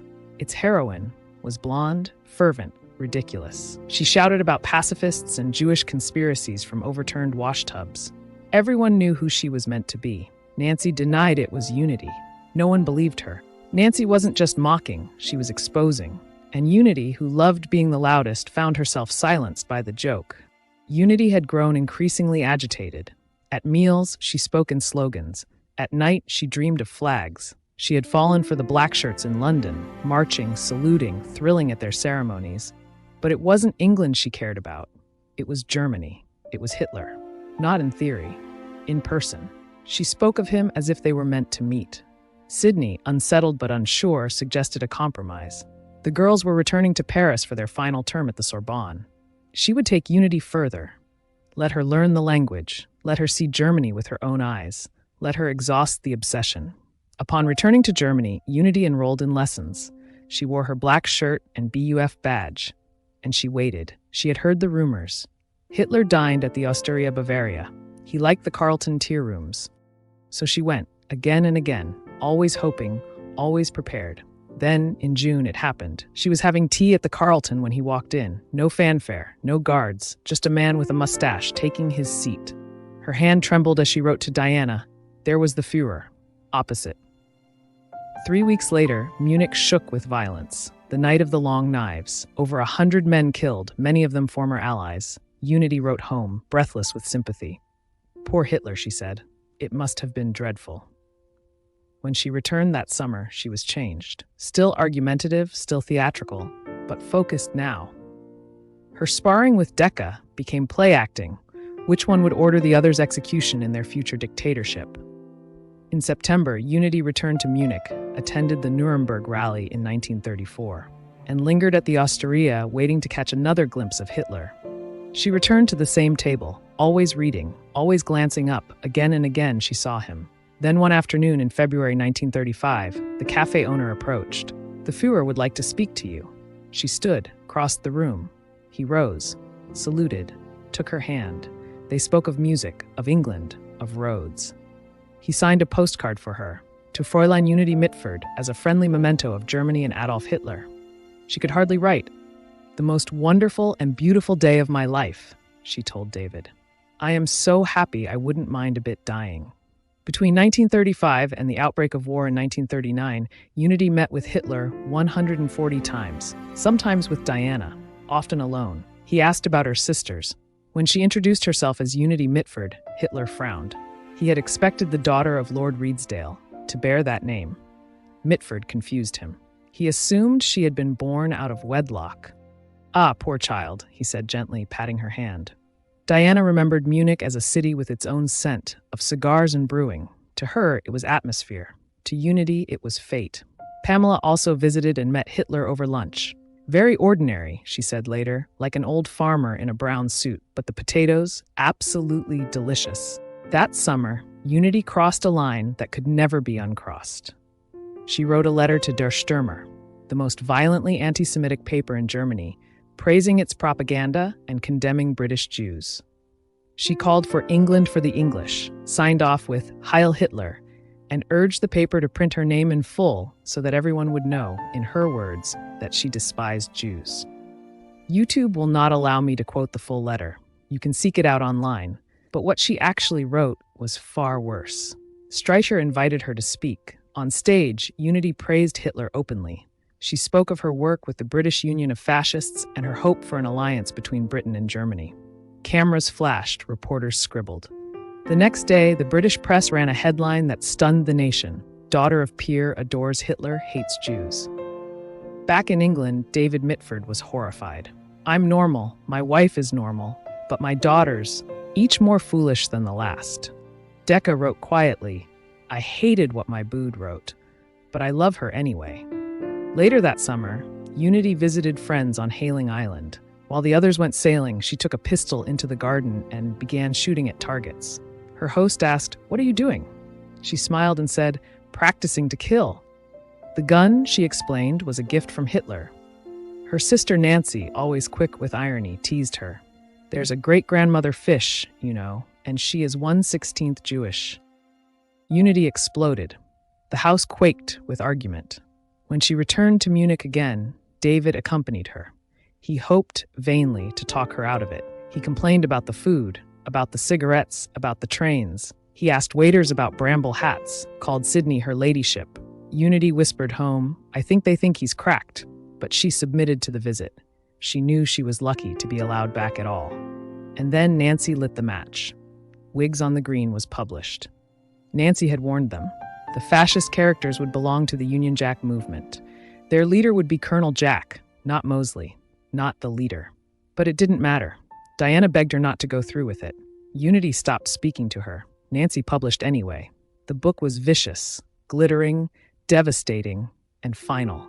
Unity had always adored spectacle. Now she was one. She was no longer one of 6 sisters. She was Unity Valkyrie, and there was no turning back. Diana was never theatrical. That was Unity's role. Diana moved in silences, in glances, in the soft click of doors closing behind her. Where Unity shouted and saluted, Diana leaned in, listened, and was remembered. By the end of 1935, she and Mosley were a couple in all but name. 3 years after the death of his first wife, Cynthia, they lived together quietly, discreet in London, freer abroad. But there was no wedding, no public acknowledgement. That year, she became pregnant. The child would have been born illegitimate. She ended the pregnancy, quietly, efficiently. There was no scandal, but it added urgency. If they were going to live as a family, they would need to marry. If they were going to marry, they would need to disappear. The Mosley name was still toxic. After the Olympia rally in 1934, where his black shirts attacked hecklers in full view of the press, public opinion had soured. Diana could still enter drawing rooms. Mosley could not. And so they turned to Germany. Magda Goebbels offered a solution. Her husband, Joseph, disliked Mosley and had no wish to help him. But Magda, fond of Diana, intervened. They could marry in the drawing room of her private home. It would be small, silent, and off the record. Hitler approved. He promised to attend. And so on October 6, 1936, in the Berlin apartment of Joseph and Magda, Diana Mitford became Diana Mosley. Unity watched from the staircase. Hitler arrived on foot through the garden. He carried a bouquet and a gift, a framed photograph signed and engraved with the German eagle. He shook Mosley's hand. He kissed Diana's. Then he left. Afterward, they attended a rally. Back in England, no one knew. Only Sidney, David, and Tom were told. Nancy was not informed. Not then. Not for months. She felt the exclusion sharply. She and Diana had never been close in affection, but they had shared years, secrets, rhythms. Now there was silence. She would not forgive Nancy for the book. Diana's new home was vast. Wootton Lodge. Cold stone, long windows, sweeping grounds. It had once housed a royalist garrison. Now it held a leader's mistress turned wife, and furniture bought secondhand from Sydney's latest estate sale. Mosley banned Nancy from visiting. Diana obeyed. Mosley had long dreamed of a propaganda arm outside Britain's tight media control. At Diana's suggestion, they floated a proposal for a commercial radio station broadcasting from Germany to Britain, one that would air soft content only, music, weather, culture. No speeches, no politics, just subtle reach. Goebbels refused to support what he could not control. But the fact that Diana could raise it at all, confidently and in Nazi company, said something. She had become a presence, trusted by Magda, admired for her cool. Close enough to raise ideas, Mosley couldn't mention himself. Together, Diana and Unity once told Hitler that von Ribbentrop was the wrong choice to be British ambassador, something even his senior aides were too cautious to say aloud. Diana never apologized, never defended. She lived as if her choices required no justification, only the right company to understand them. The sisters were splintering. Wootton stood alone, magnificent and cold, and Diana, wife, mother, believer, stood alone inside it. She had gotten everything she wanted, and the cost had only just begun. By 1937, the Mitford house was thinning. Unity was vanishing into Munich myth. Nancy, brittle and brilliant, sharpened her wit in Maida Vale. Deca was restless, a daughter poised for rebellion. Only Debo remained at home, and even she could sense the unraveling. Deca was 19. She drifted through the house like a ghost, listless and unsatisfied. Her mother blamed hormones. But Deca, quietly and methodically, was making plans. Her runaway fund now totaled £50, collected from birthdays, small allowances, and even the price of her appendix, cheekily sold to Debo. The house felt colder than it ever had, both in temperature and spirit. David and Sidney had moved to Old Mill Cottage. The sisters called it their family's descent, from mansion to manor to house to cottage. And then he arrived, Esmond Romilly. Winston Churchill's red nephew, expelled from school, enamored with communism, a teenage rebel who had gone to fight in Spain. Deca had admired him from afar, his reputation luminous with danger and daring. But now she was invited to a party, and it was known that Esmond would be there. When he walked in, unshaven, intense, tired, he was no longer a legend. He was real. They talked for hours, the world around them quietly dissolving. At one point, Deca leaned in and asked, "Are you going back to Spain?" "I am," he said without hesitation. "Could you take me with you?" He didn't laugh. He didn't pause. He simply said, "Yes." Within days, they had a plan, a forged letter, a fake holiday. Sydney, astonishingly, believed it. On February 7th, 1937, Deca boarded a train. Her parents waved her off. Though her father would live another 20 years, she would never see him again. They thought she was going on holiday, but she was going to war. Together, they crossed into France. One afternoon in a cafe, they watched a man beat his dog with a belt. Deca was horrified. Esmond remained still. "Why won't you say something?" she demanded. "Because this is why your class is hated," he snapped. "You care more for animals than for starving children." They argued all night, about cruelty, about class, about England. And in the morning, they were still together. Sydney, growing uneasy, reached out to her cousins. They knew nothing. There was no house, no holiday. Panic set in. And then the news arrived. David collapsed into a chair. "Worse than I thought. Married to Romilly."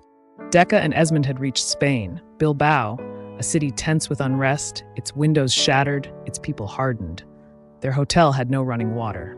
They ate beans, drank thick chocolate, and Deca slept with her passport tucked under her pillow. She was elated. She fired a rifle for the first time. The recoil knocked her flat. Back in England, the situation escalated. Sydney, furious, demanded official action.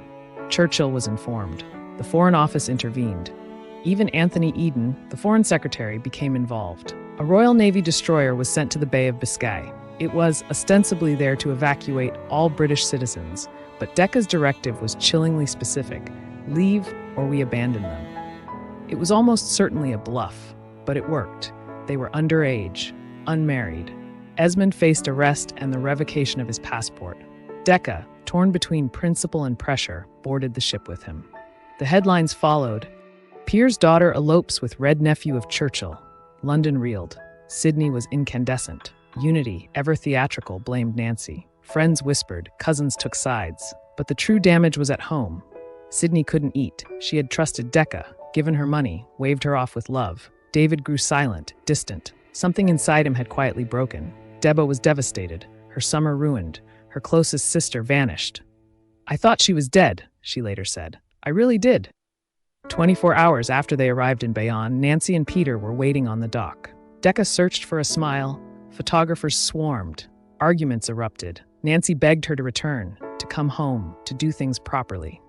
Living with Esmond without marriage would ruin her. Society could be cruel, but Deca was stunned. Nancy had sided with the adults. They were trapped. No visa, no route back to Spain. Little money left. Esmond found work with Reuters, translating war bulletins by night. It was just enough to keep them afloat. Letters flew back and forth. Esmond insisted they were married in spirit, if not in law. Sydney, watching the situation crumble, traveled to Bayonne. In private, Deca whispered the truth. She might be pregnant. Sydney returned to England to secure permission for a marriage. On May 18, 1937, at the British consulate in Bayonne, Deca and Esmond were wed. Deca wore a soft summer frock, loose enough to conceal the gentle swell at her waist. The press called it the wedding even a destroyer couldn't stop. In the weeks that followed, Esmond nearly drowned in Biarritz. Deca sobbed on the shore. They gambled away what little they had left, wrote to Sydney begging for money, borrowed a car, drove through France, ran out of oil, camped in a tiny tent. By the time they reached Dieppe, Deca's pregnancy was visible. The weather had turned. They were broke. It was time to return. They had fled England, crossed borders, fought over class, cried in war zones, and made myth. Now they were going back. The house, once alive with the chaotic chorus of childhood, had fallen quiet, not empty, but hushed, as though the walls themselves were holding their breath. Pam, ever gentle, was recovering from a surgery meant to help her conceive. It had failed. Pam would never bear children. a quiet sorrow in a family of thunderclaps. Only Deborah, the youngest, remained at home, dutiful, ever smiling, careful not to betray the tender disappointment flickering just behind her composure.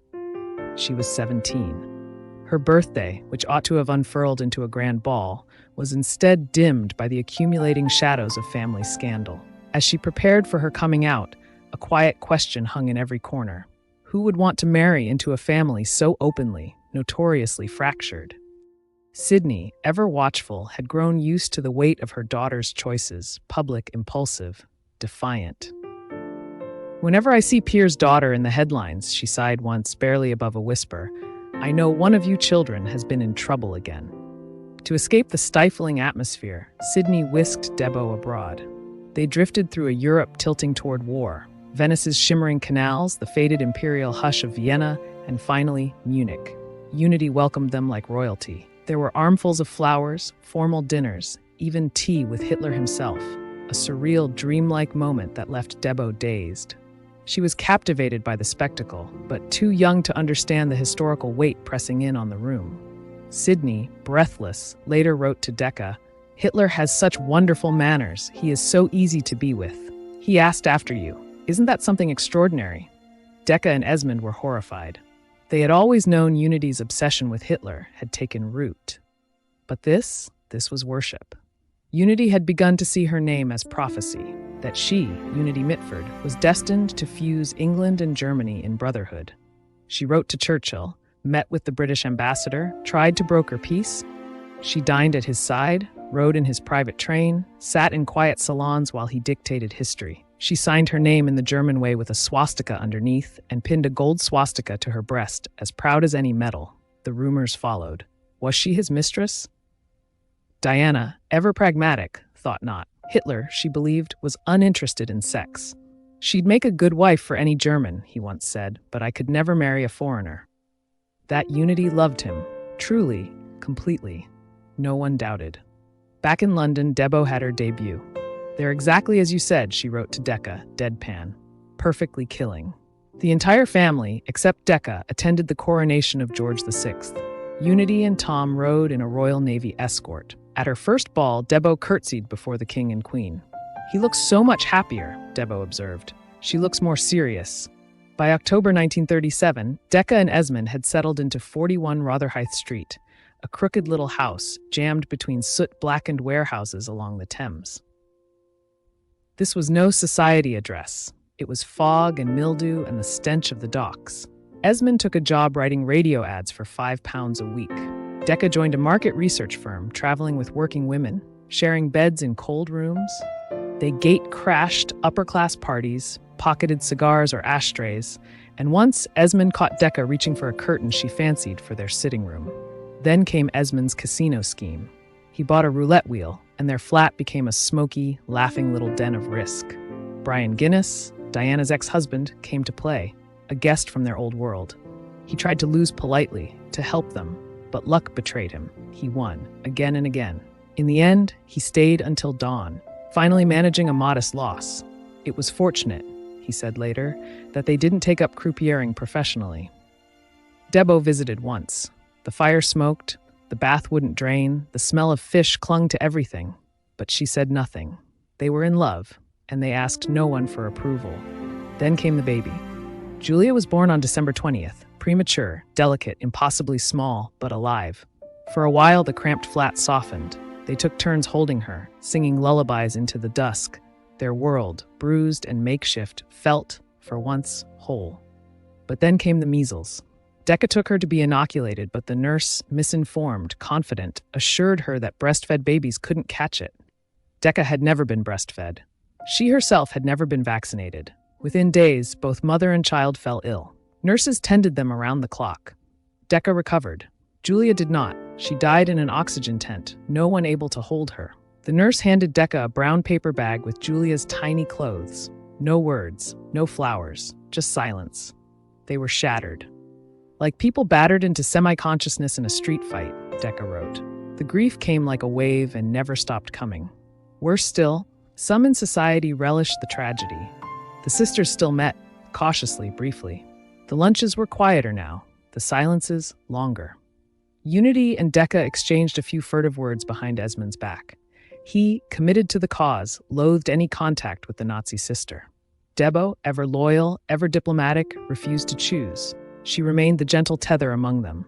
And Tom, their brother, managed impossibly to stay close with all of them, his opinions morphing to match whomever he was with. The summer of 1938 pulsed with dread. Pundits no longer asked if war would come, only when. Yet Britain clung to Mosley's hollow slogan, "Mind Britain's business." But Czechoslovakia teetered, synagogues burned, Kristallnacht came, shop fronts shattered, Jews stripped of their rights, their homes, their names. The press glanced, then looked away. In August, Deca and Esmond returned to England, defiant and electric. Esmond hurled himself into the street fights, knuckle dusters and razors in the brawls against Mosley's blackshirts. Deca raised funds for the Spanish cause, disrupted fascist marches, marched for the working class. She remembered Hyde Park, the banners, the tension, the joy. And then in the crowd, two blonde figures, Unity and Diana. Swastikas raised, she froze. Her fist rose, the red front salute. A wordless scream across the gulf of their beliefs. She stepped forward ready to strike, until Esmond pulled her back, whispering of the child inside her. Diana would later deny it all. "I never carried a flag," she insisted. Deca was in Spain or America, and certainly not pregnant. But for Deca, the moment was etched in fire. Unity was a flashpoint now. In April, near Hyde Park, fascists and communists clashed. Unity stood nearby, swastika badge gleaming. A stranger ripped it from her coat. She struck back, fists, boots. The crowd turned. "Go back to Germany," they shouted.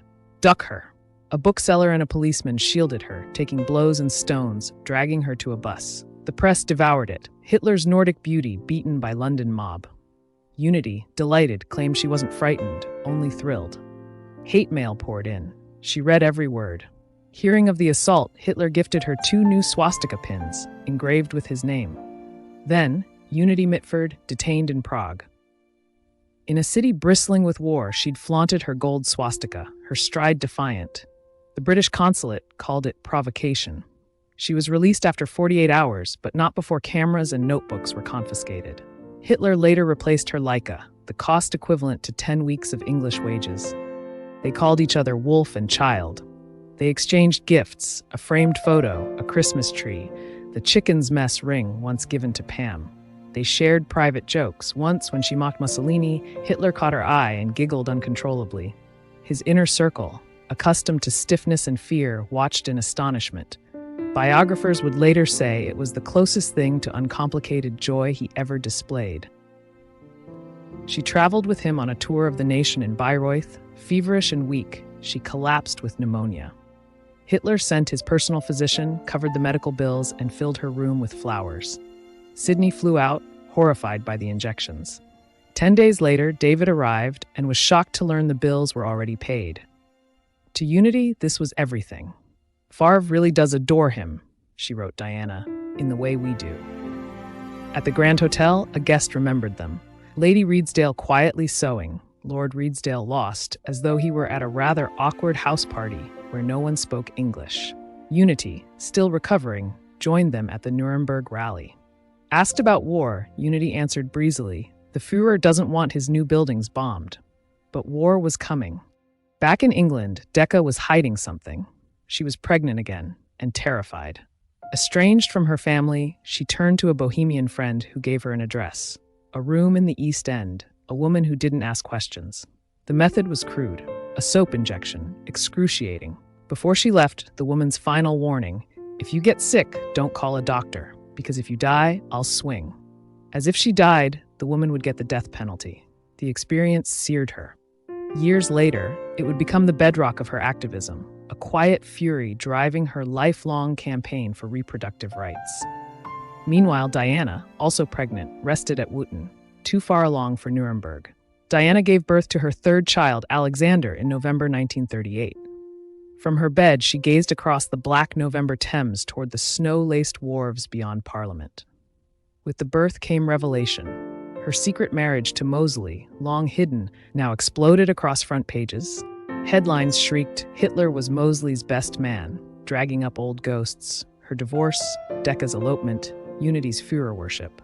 That same autumn, Nancy finally conceived, after years of longing. But in mid-September, at 34, she miscarried. She never wrote about it, but the silence rang louder than anything she might have said. Her jokes grew sharper. "If I thought for a minute it would be a boy," she quipped, "I'd go for a bicycle ride. 2 Peter Rods in one house is unthinkable." She blamed her inability to have a child on a childhood urinary infection, one Sydney refused to have treated by a doctor. In Southampton, Deca trudged through another market research job, numb and skeptical, as Chamberlain returned from Munich with his promises of peace. People wept with relief. Deca was aghast. She saw not peace but delay. Invasions would follow, Poland, Russia, and war would come anyway. The comic rebellion of their early marriage, the disguises to dodge the electricity writ server, the romantic poverty now soured into grim absurdity. Then, a miracle. Sydney sent Deca £100 for her 21st birthday, undreamed of riches. They saw it as a ticket to escape. America called. At the U.S. consulate, they waxed poetic. Freedom, opportunity, a land where the people mattered. It worked. With green cards secured, they booked passage to New York. Esmond's dreams of revolution fizzled on arrival. His politics drew no crowds. Madison Avenue dismissed his English credentials. Deca, as ever, adapted. She invented a fashion background and landed a job in a dress shop. They moved to a walk-up in Greenwich Village, cheerfully shared with 2 actors and a cat that refused to leave. It was cramped, chaotic, and happy. New York liked them. They were profiled by Life magazine. Esmond declared his intention to become American. "I wasn't a communist. I'm not now. I never will be." If England went to war, he'd return to fight. Only one thing disturbed Deca in that bright American autumn: unity.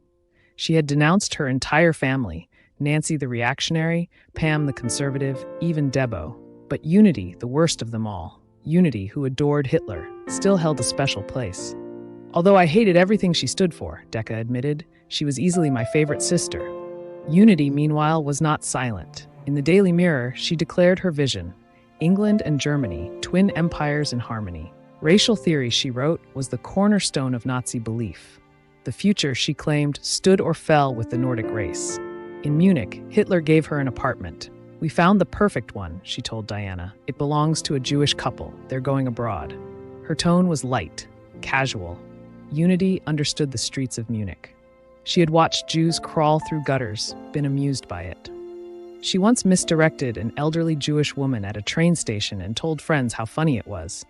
Even Diana admitted later, it is impossible to defend Unity. She condemned herself out of her own mouth. Still, Unity adored her new flat. In the summer of 1939, the Redesdales retreated to Inchkenneth. Sydney, David, and Unity loved its wild loneliness. In July, Unity and Diana returned to Germany for the Bayreuth Festival.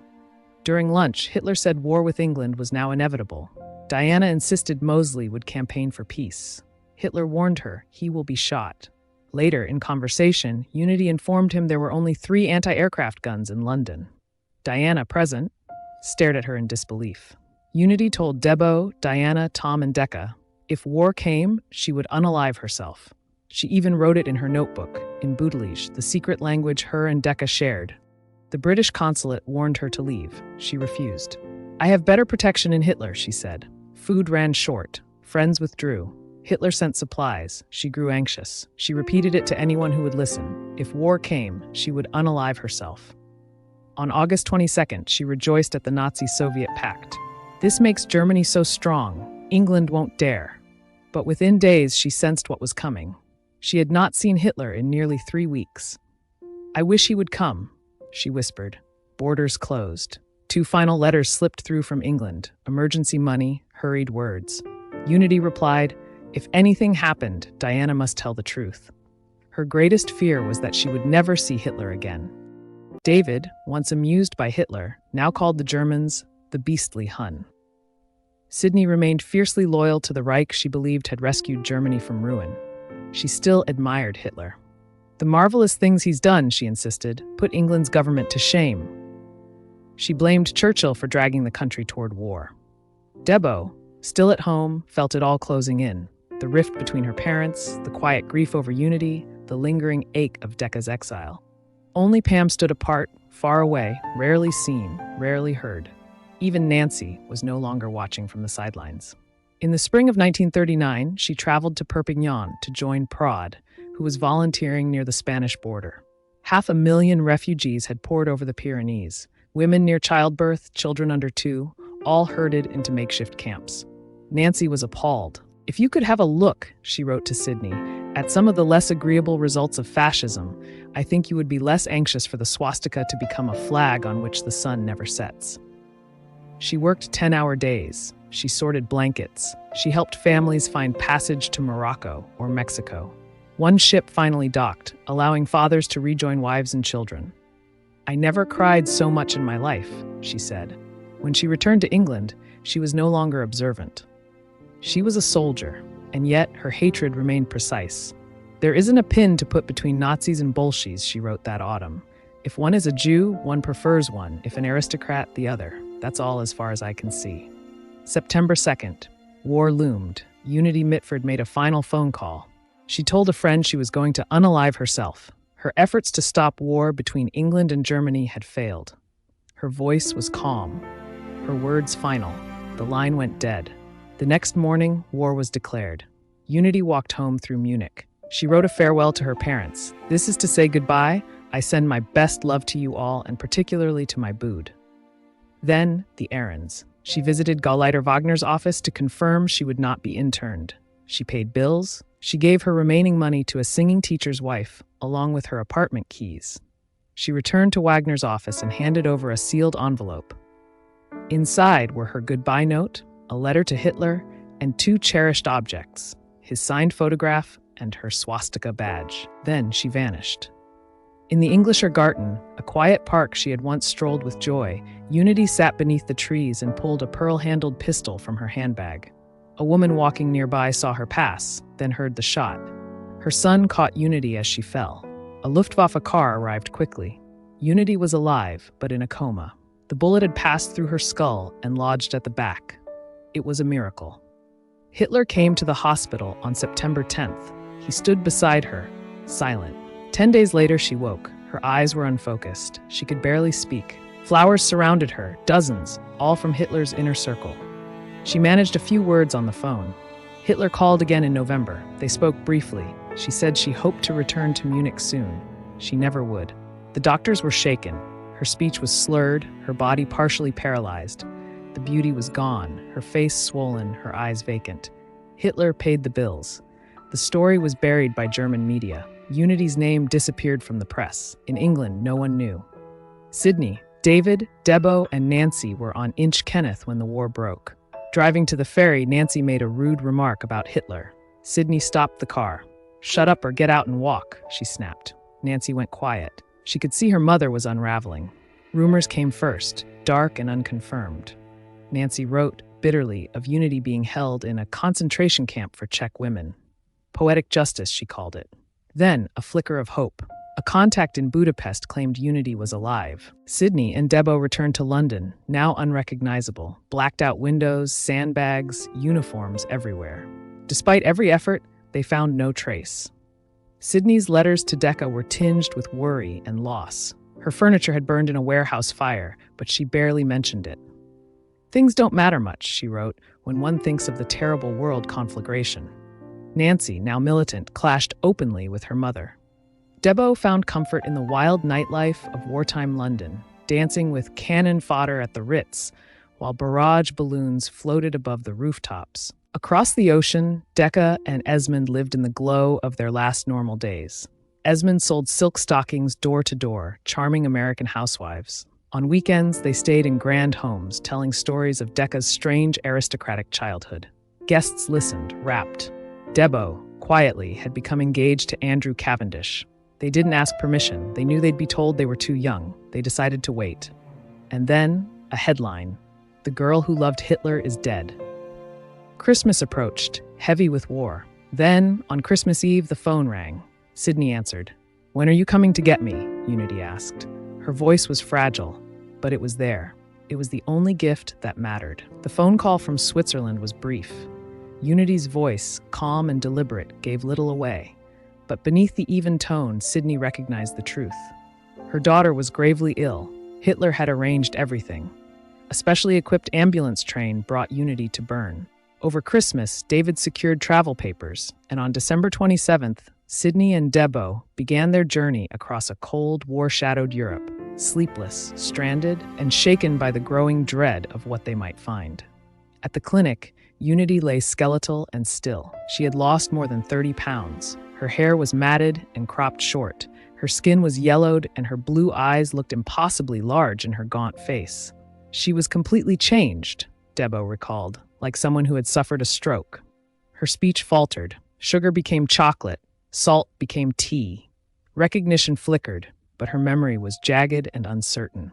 Then came the press. At the port, reporters swarmed them. Sydney declined enormous interview offers, £3,000, then £5,000.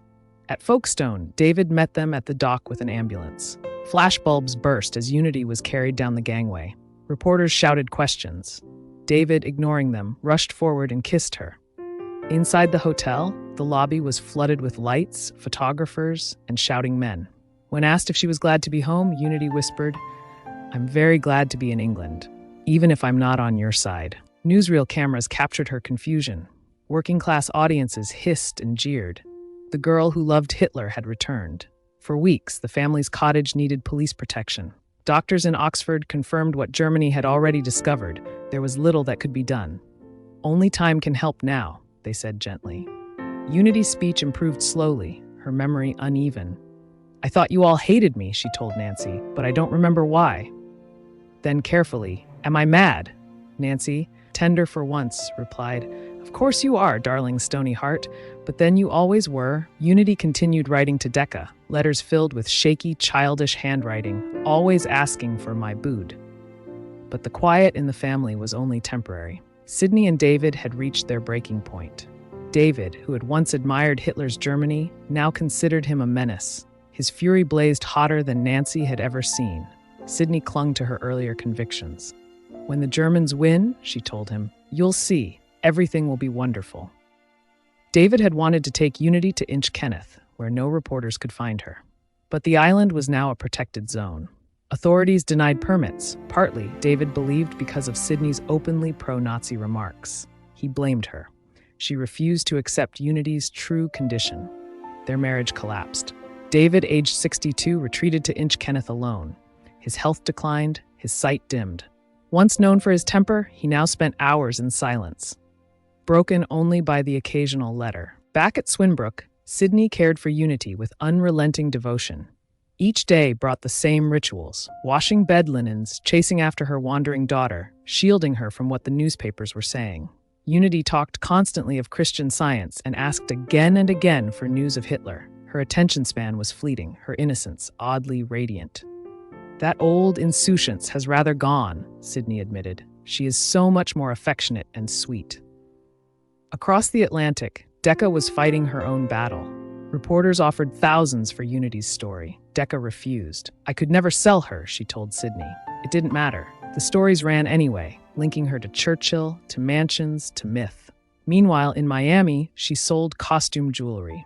Esmond, ever inventive, lasted one night as a waiter before opening a cocktail bar. It was, for a time, a paradise. The bar became a hit.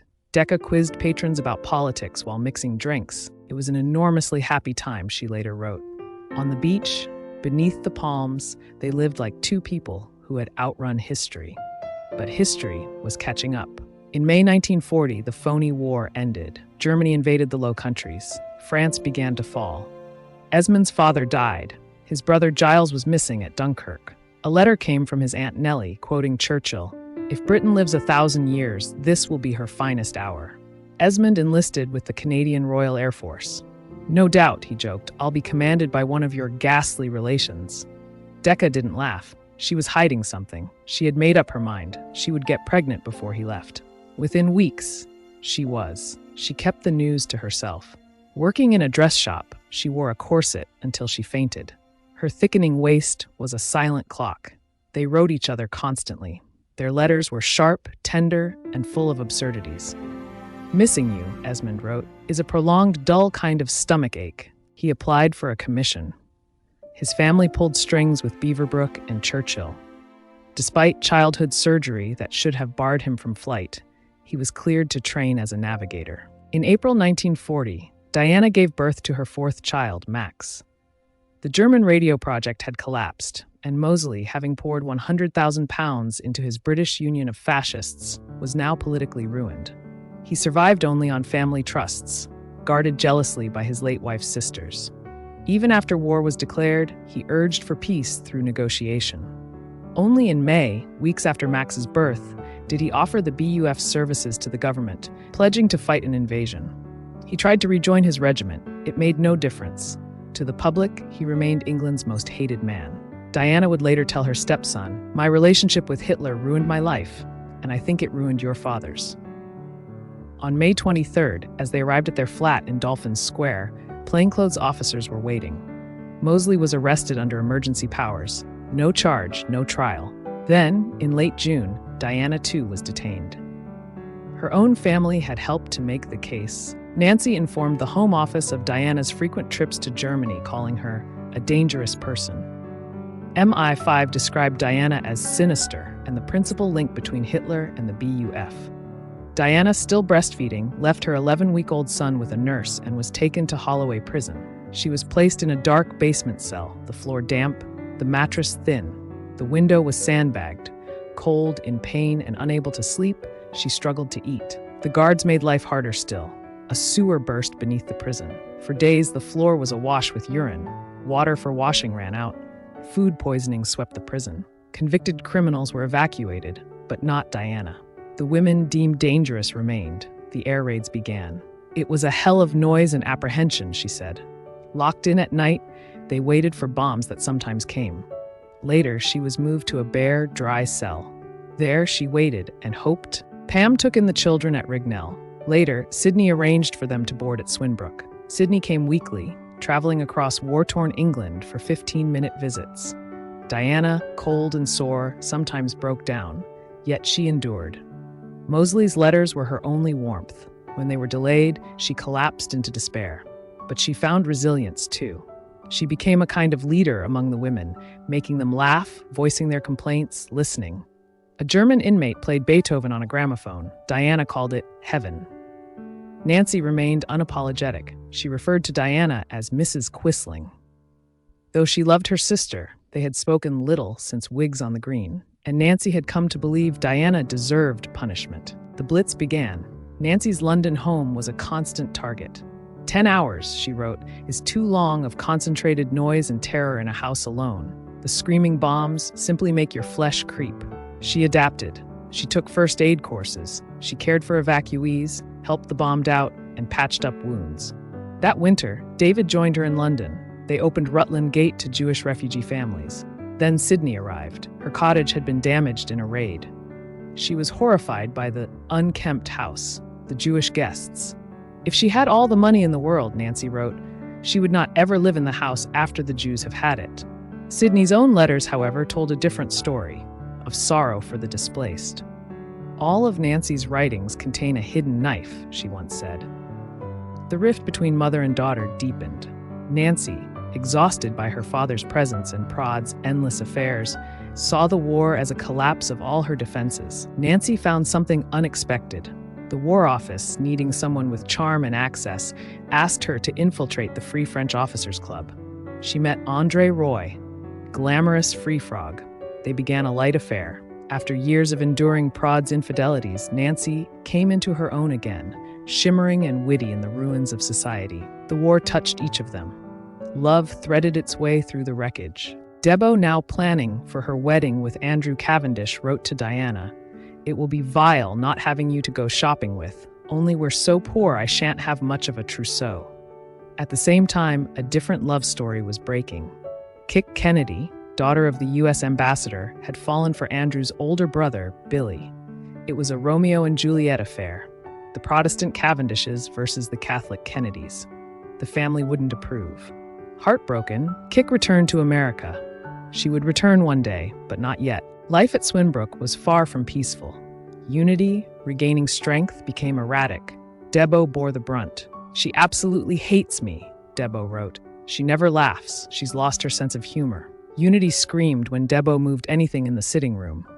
She tore paper into endless collages and shrieked if disturbed. Yet Sydney never raised her voice. She has absolutely given up her whole life, Nancy would later say. She has been too wonderful for unity. David, meanwhile, rarely visited. On February 9, 1941, Deca gave birth to a daughter in a Washington, D.C. charity ward, inundated with gifts. Her social charm, honed at countless cocktail parties as the wife of Winston Churchill's nephew, had made her a sensation. When the Washington Post sent a photographer, the ward buzzed. Deca named her Constancia, after Constancia de la Mora, though the baby would forever be known as Donk, or Dinky Donk, a nickname born from Donkey and her support of the Democrats. Meanwhile, back in bomb-scarred London, Debo's wedding to Lord Andrew Cavendish brought a rare moment of joy.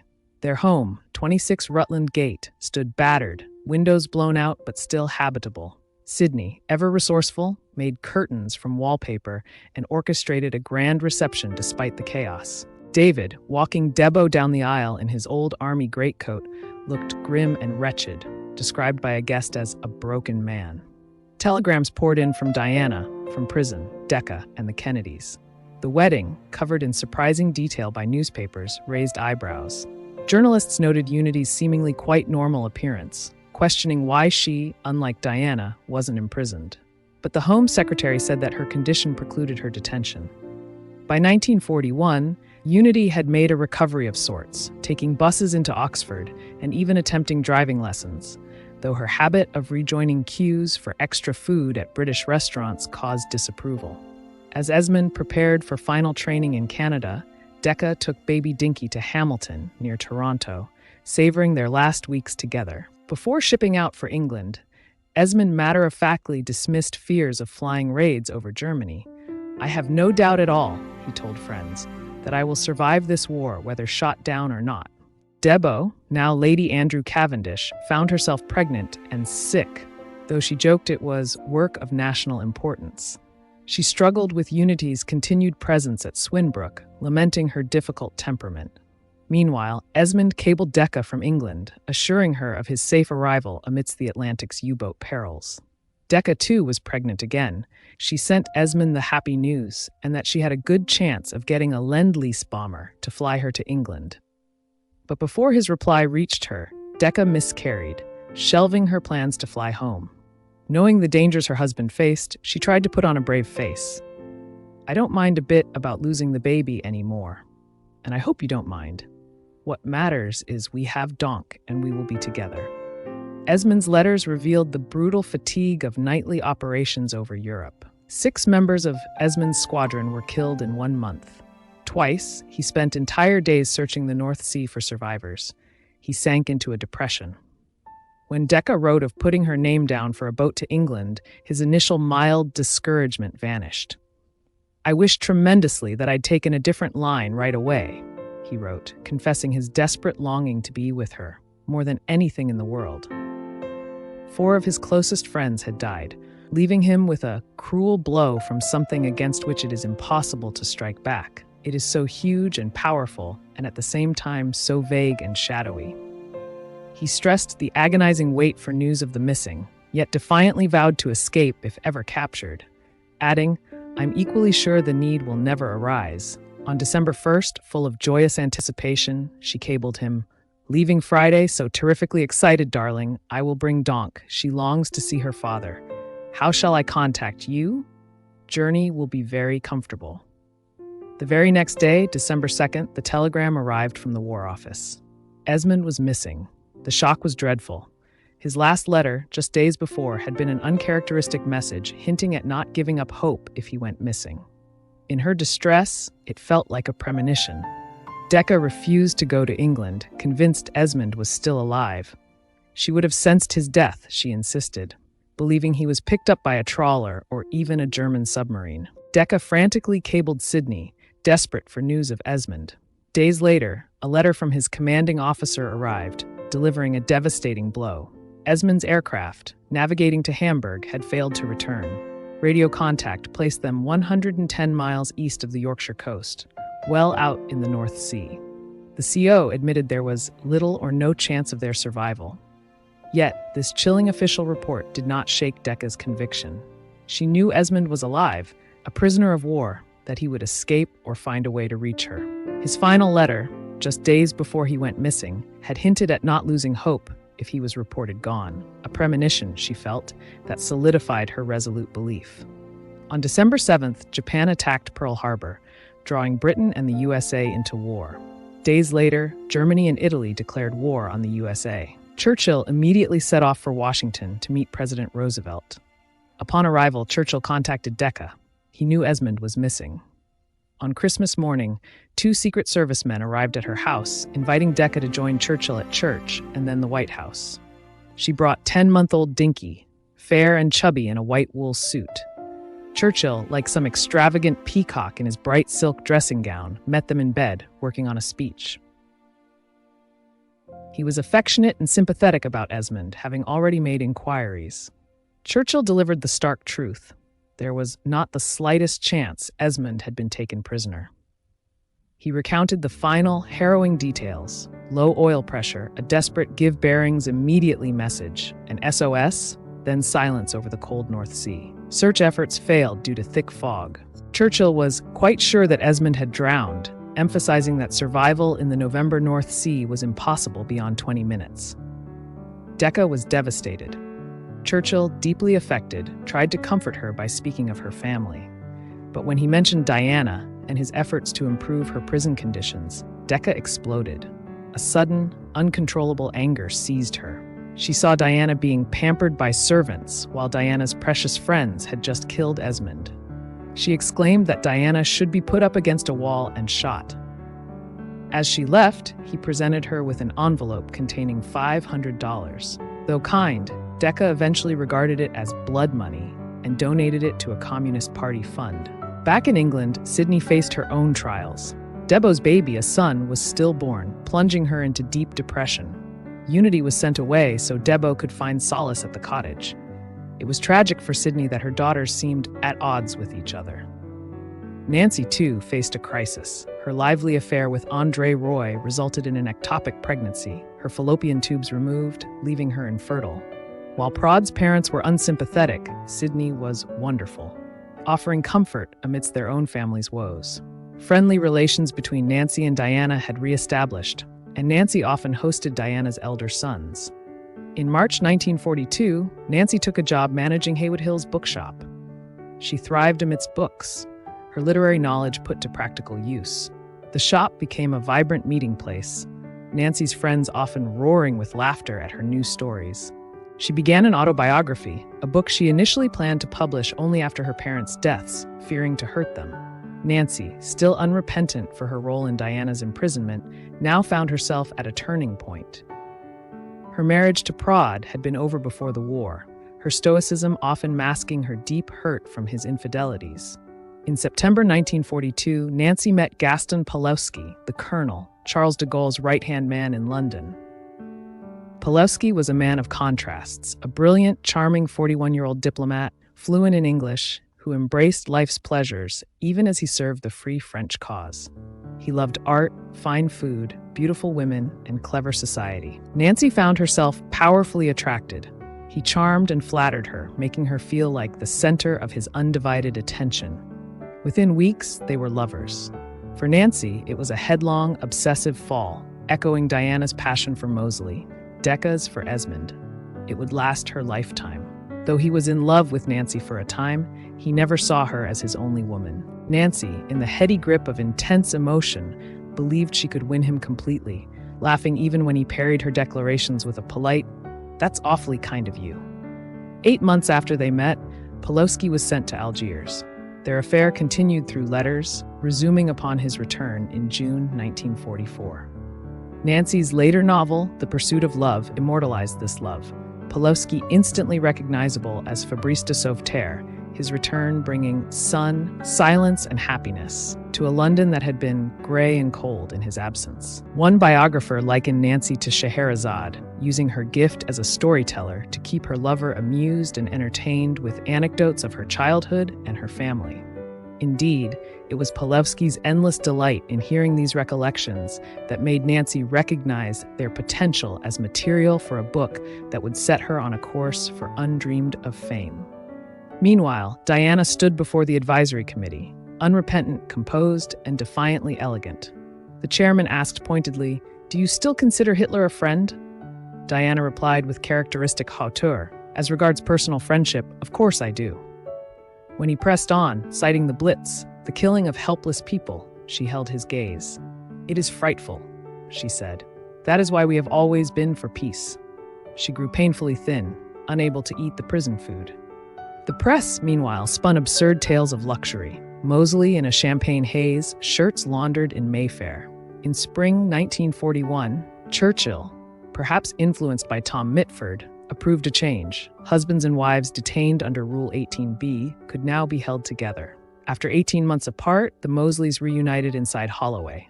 "One of the happiest days of my life," Diana wrote. They shared 3 small rooms with a bath and stove. "We lived like animals in a cage and hardly ever quarreled." Meanwhile, in Washington, Deca was rebuilding. She cried herself to sleep for months after Esmond's death. Now she shared a cramped apartment with Dinky and worked for the OPA. Bob Treuhaft, clever, Harvard-trained, and politically aligned, became her new gravity. They laughed, worked, argued, and found a rhythm. And then, without warning, she ran. She transferred to San Francisco, told no one, packed up Dinky, disappeared. On Haight Street, in a crumbling boarding house, she tried to piece together a future. A neighbor, Mrs. Betts, watched Dinky. Deca read, walked, and drifted. Then Bob's letters came. One read, "It's no good, Dec, having all those miles of field between us." In May 1943, he came west. They spent 5 quiet days at Stinson Beach. On the second evening, he asked her to marry him. She hesitated, then said yes. They wed in secret, beneath redwoods in Gurneville. No guests, no press, just light and resolve. She was relieved to have kept it quiet. Bob was Jewish. The press would have pounced. Her family would have fumed. Later that year, Deca joined the Communist Party. The application form asked for her father's occupation. She wrote, "minor." She was accepted, on the promise to overcome the handicaps of birth. She rose quickly, became a fundraiser, then drive director. Her charm pulled coins from pockets, days of pay from strangers. Then the news came. The Mosleys had been released. Mosley, gravely ill, had been recommended for release by his doctor. Diana feared he would not survive the winter. Churchill, with a deep hatred of 18b detention, pushed it through. House arrest followed. No cars, no London, no speeches. Deca was livid. She called it betrayal of Esmond, of the fight against fascism, of everything that mattered. "I felt like a traitor to write to anyone who had anything to do with them." Then she wrote to Churchill, published the letter. A reporter snapped her picture through glass. Deca knocked the camera aside, grabbed him by the collar. Nancy, understated as ever, said the tone was not very sisterly. Deca agreed. "But I don't regret it." That year, Kit Kennedy's forbidden romance gripped the family. Still in love with Billy Hartington, Debo's brother-in-law, she returned to England as a Red Cross worker. They became secretly engaged, but the old impasse remained. She was Catholic, he was not. Even the Pope intervened. Warned of excommunication, Kit chose love and a civil ceremony. Meanwhile, back in England, Sidney clung to domestic life. David recovered from cataract surgery. Debo had a daughter, Emma. Pam thrived on the farm. Unity took buses to Oxford and was deemed content enough. But to those who knew her, she was only a shadow. That Christmas, Diana, Mosley, and the children gathered with Unity and Sidney in a cramped dining room. Tom was in Italy. David was away. Deca was gone. But for a moment, it looked like a family. In truth, it was a farewell in disguise. In the midst of war, new life arrived. Debo gave birth to a son, Peregrine, and not long after, Deca welcomed Nicholas Tito Treuhaft, whose Mongolian eyes, she noted with delight, reflected Bob's Mongol heritage. She hadn't told her family she was pregnant. The labor lasted just 7 minutes. Dinky, now growing fast, cooked bacon and scrambled eggs in the morning, while her flashes of temper, packing her own suitcase, threatening to run away, made the family back home roar with recognition. News of Nicholas's birth stirred something in David. For the first time since her elopement, he wrote to Deca, "Just to send you my love and every good wish for him and his future. I greatly hope to see you all." 1944 passed with heartbreak on every shore. May 1944, at long last, Billy Hartington and Kit Kennedy were married. Despite Rose Kennedy's fierce opposition, Kick's brother Joe defied his mother and attended. The honeymoon was short. Billy returned to his regiment, preparing for D-Day. Then tragedy swept in. In August, Joe Jr. was killed when his bomber exploded during a top-secret mission. In September, a person-to-person call from London delivered another blow. Billy had been killed in Belgium, leading his men. Kick was inconsolable. She arrived at Chatsworth small, pale, and stricken. Her mother called the marriage a mortal sin. "Well," Kick said bitterly, "I guess God has taken care of the matter in his own way." With Billy gone, Andrew was now heir to the dukedom. There was no joy in the title. Debo was distracted with fear. Andrew was still fighting in Italy. Nancy, ever resilient, remained in London under the scream of flying bombs. She gave lectures to trainee fire watchers, her vowels drawing as much irritation as admiration. Prod, her estranged husband, made a brief and unwelcome reappearance from an Italian beachhead, launching into dull, pompous monologues. "I felt quite faint," Nancy reported, noting with dry horror that he seemed unaware of his own tedium. Tom came home briefly. He looked young, strong, striking. He teased about women, asked for marital advice. He still sympathized with the Nazis, but couldn't bear to kill Germans. He requested a transfer to Burma, where he could fight the Japanese instead. By then, Unity was living in a kind of glass dream. Plain and fat, some said unkindly. Her mind was that of a sophisticated child. She remained amusing, spoke with affection about the Führer, and wandered Oxford like a ghost out of time. And then, as the war in Europe finally began to close, Tom was gone. On March 24, 1945, leading Indian troops in Burma, Tom was hit by machine gun fire. He was paralyzed. 5 days later, he died of pneumonia. He was 36. Sydney, alone on Inchkenneth, nearly lost her mind from the shock. "I nearly went mad, being so far away," she wrote. Family and friends gathered to comfort the shattered parents. Diana, still under restriction, borrowed a car and drove to London. David, frail, lined, bent with grief, greeted her with warmth. Tom's death cracked them all. For David, it marked the start of final decline. His spine bent, his voice dimmed. The house felt colder. For Deca, it was agony. Not to be among those who knew him, who remembered the little boy, the golden young man, the brother they had all adored. And yet, the world turned. In December, Nancy's novel, The Pursuit of Love, soared to bestseller status. The Mitford name became myth. It was her family, but tilted, funny, feral. David became Uncle Matthew, Sydney Aunt Sadie. A very different cup of tea, Nancy said. Not grand and far madder. It gave her independence, but it didn't soothe the ache left by Pulowski. Late that year, David sent Nancy £3,000. She used it to travel to Paris, ostensibly for books, really to see Pulowski. Her letters glowed. "I feel as if I've come out of a coal mine into daylight." He was consumed by politics, too busy for love. And yet she stayed. For her, it became a long, elegant heartbreak. Crumbs of affection, glances instead of embraces, silence in place of promises. In 1946, Nancy moved to France permanently. "Why do all my daughters fall for dictators?" Sydney asked. Nancy was delirious in those early months. Paris, silk dresses, dinners, book deals. She began the sequel to The Pursuit of Love. The family started calling her the French lady writer. Meanwhile, Tom had died without a will. By Scottish law, the island passed equally to his siblings. The sisters, Nancy, Pam, Diana, Unity, and Debo, quietly signed their shares back to Sydney for life. Deca refused. She wanted to donate her share to the Communist Party. To undo some of the harm our family has done, particularly the Mosleys. However, the Communist Party had no interest in a desolate island off the Scottish coast. The plan died. Deca eventually sold her share to her sisters for £500. But it remained a point of honor.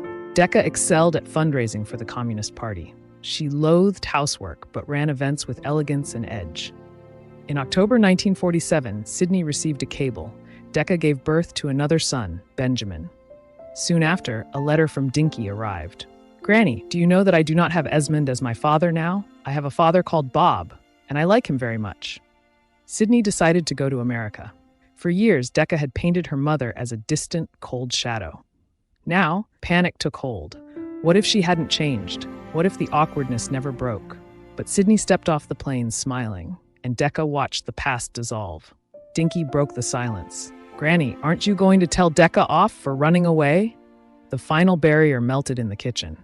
Deca, tears hot, demanded, Why weren't we allowed to go to school? Sydney listened, didn't flinch, and the pain in Deca melted away. Before she left, Deca wrote simply, "To my surprise, I rather adore her." Deca found work in the Civil Rights Congress. She threw herself into the fight for black civil liberties. The McCarthy witch hunt was just around the corner. And far away in France, Nancy, still brilliant, still waiting, heard that the pursuit of love had become a threat. Pawlowski, afraid of scandal, distanced himself. A story was brewing. Hitler's mistress's sister dedicated the book to him. It never ran, but something had broken. She stayed busy, writing scripts, visiting friends, drafting a sequel, but the ache remained. In May 1948, Sydney returned to London, then set off with Unity for Inchkenneth to spend the spring and summer. David now lived alone in Northumberland, remote, unreachable. The family was drifting. Bonds were strained, silences deepened. Then came the news Kathleen "Kick" Kennedy had died in a plane crash in France. After Billy's death, Kick had fallen in love again with Peter Fitzwilliam, a charming married war hero. Rose Kennedy, furious, warned her daughter she would be disowned if she married outside the church again. But Kick was determined. On May 13th, en route to Cannes, their plane struck a mountainside in a storm. There were no survivors. Rose's reaction stunned even those close to her. That airplane crash, she said, was God pointing his finger at Kick and saying no. She buried her at Chatsworth. Her epitaph, "Joy she gave, joy she has found." Unity's body had grown stronger, but her mind, fractured years before, remained adrift. She wandered the island, staging private services in the chapel ruins, selecting hymns for an imagined funeral. Sydney, watching with love and dread, feared the unthinkable, that Unity might outlive her. 3 weeks after their arrival, Unity developed a fever. Storms delayed the doctor. By the time help arrived, she was vomiting, her old head wound bulging. She was rushed to the mainland. That night, she suffered a seizure and died. Deca's reaction was quiet. "I mourned for my booed years ago," she said, "when I realized we couldn't be friends anymore." But Dinky remembered their mother weeping. Sydney replied that Unity had loved Deca, always had. Her death, so soon after Tom's, devastated Sydney, who had cared for her daily for 8 long years. Her only comfort came from Unity's own words, "No one ever had such a happy young life as I did up to the war." David came to accompany the coffin. On June 1st, Unity was buried at Swinbrook, near the church, with the hymns she had chosen. Most of the family came, even the Mosleys. Her grave bore lines from Churchill's favorite war poem, "Say not the struggle naught availeth." At the funeral, David and Mosley did not speak. But weeks later, Diana received a letter, gentle, regretful, apologizing for the snub. It was the closest they would come to reconciliation. The Mosleys had settled in a quiet house near Newbury. After Holloway, Diana longed for beauty. She filled the rooms with Wooten furniture, grew vegetables, kept a cow for butter. "I had the joy of the children," she wrote, "and of seeing Mosley get better day by day." They remained under restriction until August 1945. Schools turned them away. The Mosley name was poison. But John Betjeman helped place their sons. "You really are an angel," Diana wrote. "Isn't it odd? If I had a school, I'd welcome Reds, in the hope of converting them." After the war, guests returned, including Randolph Churchill. But it was quieter now. Reputations didn't recover as easily as Rose's. When rationing continued, Mosley turned to farming. 8 acres weren't enough. He bought Crowwood, a Wiltshire estate of over 1,000 acres. Rumors of uprisings came, none materialized. People remained distant, but curious. Diana found peace in her small circle. The Betjemans, Lord Berners, good food, and the rhythm of house and garden. Mosley began to write again. Rejected by publishers, he and Diana launched Euphorion Books. A Stuka pilot's memoir became their surprise bestseller. Mosley's My Answer defended his past. The alternative imagined a new future, a united Europe tied to Africa, rivaling America and Russia. Prison had only paused him. By 1947, he was speaking to crowds again. "Europe a nation," he declared, "linked to Africa. We will rise anew." Diana remained by his side, unshaken. But she longed to travel. The government refused them passports. "Typical socialism," she snapped. Mosley found a loophole, Magna Carta. Subjects had the right to leave and return. Airlines disagreed, so he bought a yacht. Days before departure, their passports mysteriously arrived. They sailed south, Bordeaux, Lisbon, Madrid. Diana turned 39 in Lisbon. The boys returned to Inchkenneth. On the yacht, they dined with Nancy. Debo joined. Mosley, ageless in his own mind, remarked Debo looked about 15 and was astonished when she paid the immense bill herself. He believed Europe's future lay abroad. He sold Crowwood. In 1951, they moved to Ireland. Pam and Derek had already gone, fleeing what they felt were unfair tax rates. Despite the effects of polio, Pam rode daily and ran the farm. Derek hunted, drank, and missed his science. He took a professorship in Ohio. There, he began an affair. Pam granted a divorce, sold the house, and moved to Gloucestershire. Derek remarried again and again, but he never quite left the Mitfords. Prod and Andrew both tried Parliament. Prod failed, as Nancy predicted. Being married to a Mitford ruins your chances, she joked.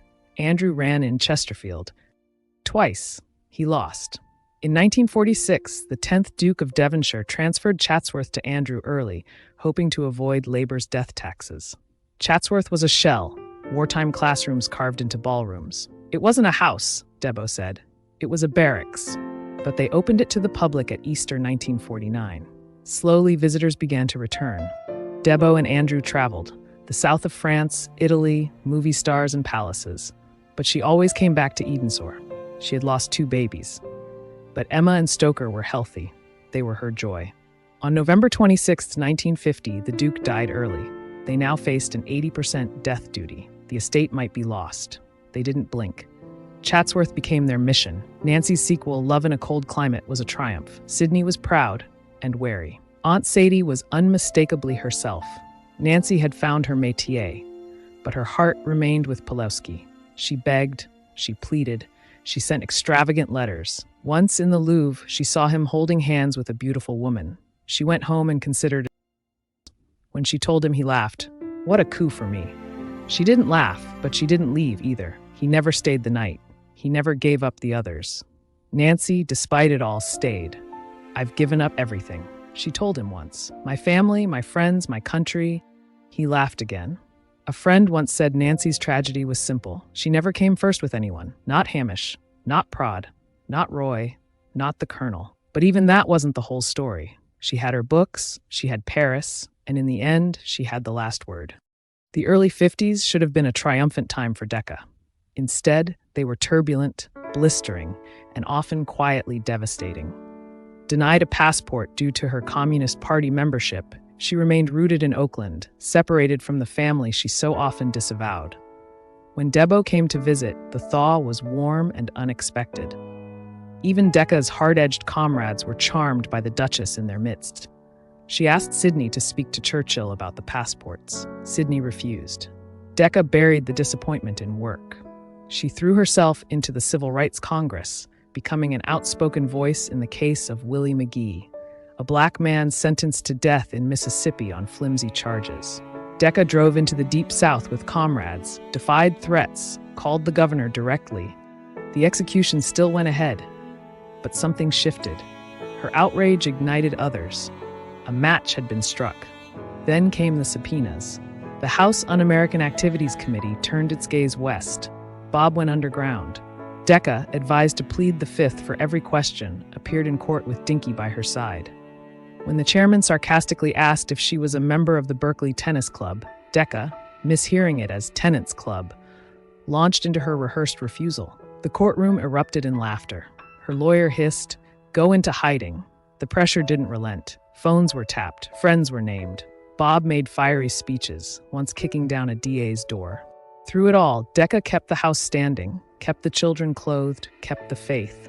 But the blow that broke her came not from the government, but from the street. In February 1955, Nicholas, age 10, was struck by a bus while delivering newspapers. Dinky heard the crash and ran to him. Deca didn't cry, not at first. She never had, not in front of anyone. The boy she called her wonder child was gone. It was her 4th unbearable loss. Julia, Esmond, Unity, and now Nicholas. She now longed for home, for family. Sydney wrote simply, "You are very brave, but I always knew you were that." 12 weeks later, the passports finally came through. Then, just before departure, were suddenly revoked. Deca seized the moment anyway. She, Bob, and Dinky boarded the SS Liberté, gambling no one would stop them.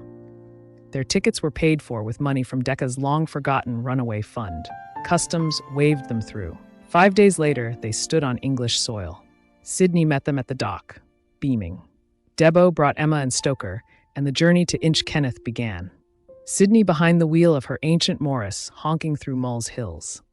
The island, once bleak and barren in Deca's memory, revealed itself as charming, well-staffed, and stubbornly grand. But it wasn't comfort she remembered. It was ghosts, Swinbrook, Asthall, Unity, and the sister she refused to see. She could not face Diana. "I could not have borne it," she wrote. Too much bitterness had set in. Once, Diana had been her protector, her favorite. Now she was history. From Inchkenneth, they traveled to Edensor. Chatsworth loomed, a faded Versailles, grand but wounded. To save the estate, Andrew had already sold 54,000 acres, priceless paintings, entire libraries. The cost of legacy was staggering. "It's a miracle it still exists," Deca said. Hungary came next, socialism on show, pristine collectives, smiling workers. But it was theater. A waiter slipped them a secret note, too afraid to speak. A teacher canceled a visit at the last minute. Behind the glossy exhibits, fear hung in the air. The following year, Soviet tanks would crush the Hungarian uprising. Paris followed. Nancy, hearing of their visit, fled to Debo's house. Deca and Bob arrived anyway. The maid let them in. They poured drinks, called Nancy, she answered, heard their voices, hung up. They laughed until they cried. Days later, Nancy returned, charming as ever, promising to host Dinky in Paris. After Deca left, Nancy wrote to Evelyn Waugh, unchanged and so sweet. Back in California, the laughter faded. The McCarthy sweep had intensified. Friends were fired. People vanished. Even the Chronicle, where Deca briefly sold ad space, dismissed her after a call from the FBI. In 1956, Khrushchev's secret speech detailing Stalin's horrors shook the party. But Deca, never starry-eyed about Moscow, stayed. Her fight had never been for Russia. She felt out of place in the party, uncertain what to do. To fill the void, she began writing, a memoir of childhood. Her first draft was rejected by 6 publishers. She shelved it. Then Esmond's mother died. Deca inherited £10,000. Currency laws barred the transfer. She warned Sydney not to intervene, but she packed the manuscript. And with passports finally restored by a Supreme Court ruling, the Treuhafts boarded a plane for London. She was going home, and this time she would speak, in print, forever. Nancy was everywhere now. Her novels were reissued, her name known in Paris and New York, her wit quoted at dinner tables she no longer had to charm into loving her. Pigeon Pie, once a flop, was suddenly a success. Madame de Pompadour, a biography cloaked in admiration, brought her serious praise. She wrote of romantic love, loyalty, money, fine food, and French clothes, and scorned anything resembling ideological struggle. She wore Dior, Chanel. Her Paris apartment gleamed. Her sentences dazzled. When Prod finally asked for a divorce, Nancy's response was swift. Good. For a moment, she let herself hope. Perhaps Paluski might marry her. He didn't. He needed someone richer. French, unencumbered. Then came the joke that turned into legend. A satire of class and speech, her essay on you and non-you exploding into national obsession. Say toilet paper and you're not upper class. Say lavatory paper and you're safe. It was meant as mockery. It became gospel. Deca, baffled from California, could only marvel at Nancy's accidental authority. Nancy no longer chased love. Instead, she spent summers in Venice, chasing conversation and pleasure. In spring 1958, the news came from England. David was dying. Diana, sensing it, joined Sydney and Debo for his 80th birthday. I shall never forget the expression on Favre's face when Sydney appeared at his bedside, Diana wrote, his smile of pure delight. They had returned, for a moment, to another time. He died 3 days later.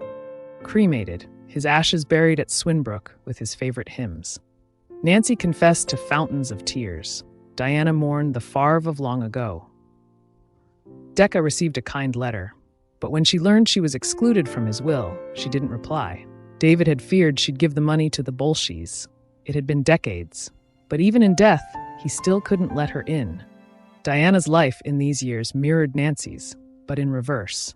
Nancy's public star had risen, while her heart remained hollow. Diana, by contrast, found her joy in private. Her marriage to Mosley, for all its infamy, was deeply loving. They were partners, intertwined, inseparable, and yet all their energy went into a doomed resurrection. Mosley's magazine, The European, flickered briefly, drawing praise from respected writers. Diana's reviews for the Evening Standard revealed a sharp, intuitive style. But when Mosley stood for Parliament in 1959, the spell broke. His call for a united Europe and an end to non-white immigration reignited old anger. Meetings were cancelled, crowds jeered. Even Nancy, who tolerated him for Diana's sake, was appalled. "He acts," she wrote, "as if the war never happened." To him, she was silly, frivolous, disloyal. To her, he had ruined her sister's life. They kept the peace, barely. Then came David's will. Headlines blared, "Redesdale will cuts out madcap Jessica." Deca wasn't surprised, but Nancy, furious, gave her share of Inch Kenneth to Deca. "You'll probably see Khrushchev arriving any day," she joked. With Nancy's gift and her inheritance, Deca bought out her sisters. Inch Kenneth was hers. She arrived in London and met James McGibbon, a literary agent with direct questions and a kindly manner. "Were you a member of the American Communist Party?" he asked. She braced for the sting, but instead they both laughed. "Superbly un-American," she wrote later. She handed him Hens and Rebels and expected silence. Within days, McGibbon sold it for £1,500. She edited the manuscript on Inch Kenneth, haunted by ghosts and Sydney's silence. The title caused confusion. "Hens comes from hens, not honorables," she explained. Debo twittered and wrung her hands. Sydney read it with a clenched jaw. Parkinson's had begun its slow theft. Her pride stung more than her limbs. Reviews arrived. Sydney laughed at the worst of them. Arrogant and dull, one claimed. But relatives seethed. Aunt Weenie cornered Deca. "You filthy little cad," she snapped. "You write horrible things about your mother, then come and sponge on her." Deca left quietly. Nancy's verdict was restrained but chilly. "Very funny in parts. A cold wind to the heart, perhaps. You don't seem very fond of anybody." To others, she was harsher, accusing Deca of theft, of tone, of truth, even of Bob's ghostwriting. Diana was livid at being painted a dumb society beauty. But none of it stopped the book. Hens and Rebels was a hit. Deca was 40. She had arrived. She wrote for Life, for Esquire, on civil rights, on funerals, on American illusions. In Montgomery, Alabama, she hid in a church while the Ku Klux Klan hurled gas through the windows. Her car was torched. Her piece, you-all and non-you-all, landed like a firebomb. Respectability followed. She began a book on the funeral industry, a bit ghoulish, she joked. Debo came to America. JFK visited Chatsworth. Nancy, watching from Venice, whispered gossip. If Kennedy doesn't have sex once a day, he gets a headache. Nancy published The Water Beetle. One essay, Too Sharp, Too Close, described Sydney as abnormally detached. It broke something. "I wish only one thing," Sydney told her daughters. "Exclude me from your books while I'm still alive." By spring 1963, Sydney was dying. Parkinson's had hollowed her. The sisters gathered at Inch Kenneth. For days, she faded, rallied, faded again. Her hearing returned, briefly. She heard the fire crackle. "Who knows," she whispered. "Perhaps Tom and Bobo." She died on May 25th. A coffin built by hand, a piper and a flotilla through calm waters. She was buried at Swinbrook. Debo described the spring grass, the cow parsley, the ants in black. Deca didn't attend. Her letter was subdued. "Inexpressibly sad," she wrote. In the autumn, Deca's new book arrived, The American Way of Death. She had spent 5 years in funeral homes, asking innocent questions, catching lies in velvet parlors. The book hit #1. It changed how Americans mourned. When JFK was assassinated, Robert Kennedy chose the cheapest coffin. It was Deca's influence. Her next targets followed. Scams, hidden charges, the cost of birth, the cruelty of prison. Some books flopped, others stung. She didn't mind. "If you're going to be a muckraker," she said once, "you might as well be a queen." The years slipped into twilight. Through the 60s and 70s, Deca and Bob crossed the Atlantic often. Paris, London, the old haunts, now shadowed with absence. Dinky became a nurse, remarried, and threw herself into civil rights. In Paris, Nancy brought Deca to society salons and Dior showrooms, calling her my very rich sister, laughing as Deca bought a $700 dress and wore it for the next 20 years. They avoided Diana, always Diana. If she was coming, Deca would quietly go. The old wounds hadn't healed, not yet. Pam, still the outsider by choice, joked about writing her own tell-all. "Funny," she said, "how the two who ran away made the most money off our memories." But new bonds formed. In London, Deca met Maya Angelou, who read aloud from I Know Why the Caged Bird Sings. Maya called her sister. Bob said it was one of the greatest moments of Deca's life.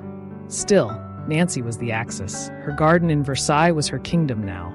Half an acre of roses and wild thyme, a hen, a cat, a tortoise. When Pulaski visited, the house filled with laughter, until one day in March 1969 he called to say he was marrying a rich French widow. Everything Nancy was not. She said little. Then she fell ill. Back pain, then weakness. Then the scans, a grapefruit-sized tumor in the liver. The doctors didn't tell her. No one did. They feared she couldn't bear it. Only Deca protested. It is verging on wicked, she wrote. She deserves the truth. She offered to come. Nancy welcomed her, then changed her mind. It will be dull, she wrote. I want to work. It hurt. Deca came anyway. She stayed in a hotel, pulled clover from garden beds, felt indispensable, and sensed the chill. For the first time in decades, Diana and Deca found themselves alone. Nancy was sleeping. Diana, now nearly 60, her hair pale, her face still exquisite, looked like a statue left in the rain. They avoided politics. They laughed. Once Deca, crouched in the iris beds, called her weeding Lebensraum. Nancy choked. Diana said nothing. The illness ebbed, then roared back. Nancy tried to finish Frederick the Great. She traveled to East Berlin with Pam and listened to whispers from young men who longed for freedom. How can Deca still believe in it, she asked. In the end, it was pain. Years of it. Letters that sparkled even as her body failed. She was awarded the Légion d'honneur. Then, secretly, the CBE. Good for a pen pusher, she told Deca. Her final visit was hard. She snapped at Deca over bedpans, over flowers. I think she's taken against me, Deca told Debo near tears. I want to go, Nancy whispered to her doctor. Je veux que vous me dépêchez. On June 30th, 1973, with the colonel beside her, Nancy slipped away. Deca, back in California, received the telegram. Author Nancy Mitford dies. No one was surprised. The mourning had begun long before. Her ashes were taken to Swinbrook. The headstone bore a golden mole, a Mitford joke gone half wrong. They laughed. They always laughed. But not for long. Deca became a professor to her own astonishment, lecturing at San Jose State, then Yale, Harvard, Smith. Wouldn't Mum be amazed, she wrote, that little D is now a D-Lit. The radicals were professors now, the beauties fading. The sisters, scattered like ash over the century they once lit aflame. She tried and failed to reconcile with Diana. It's not politics anymore, she said. It's having adored her as a child that makes it harder now. Then came the Unity book. A young biographer asked if he could write it.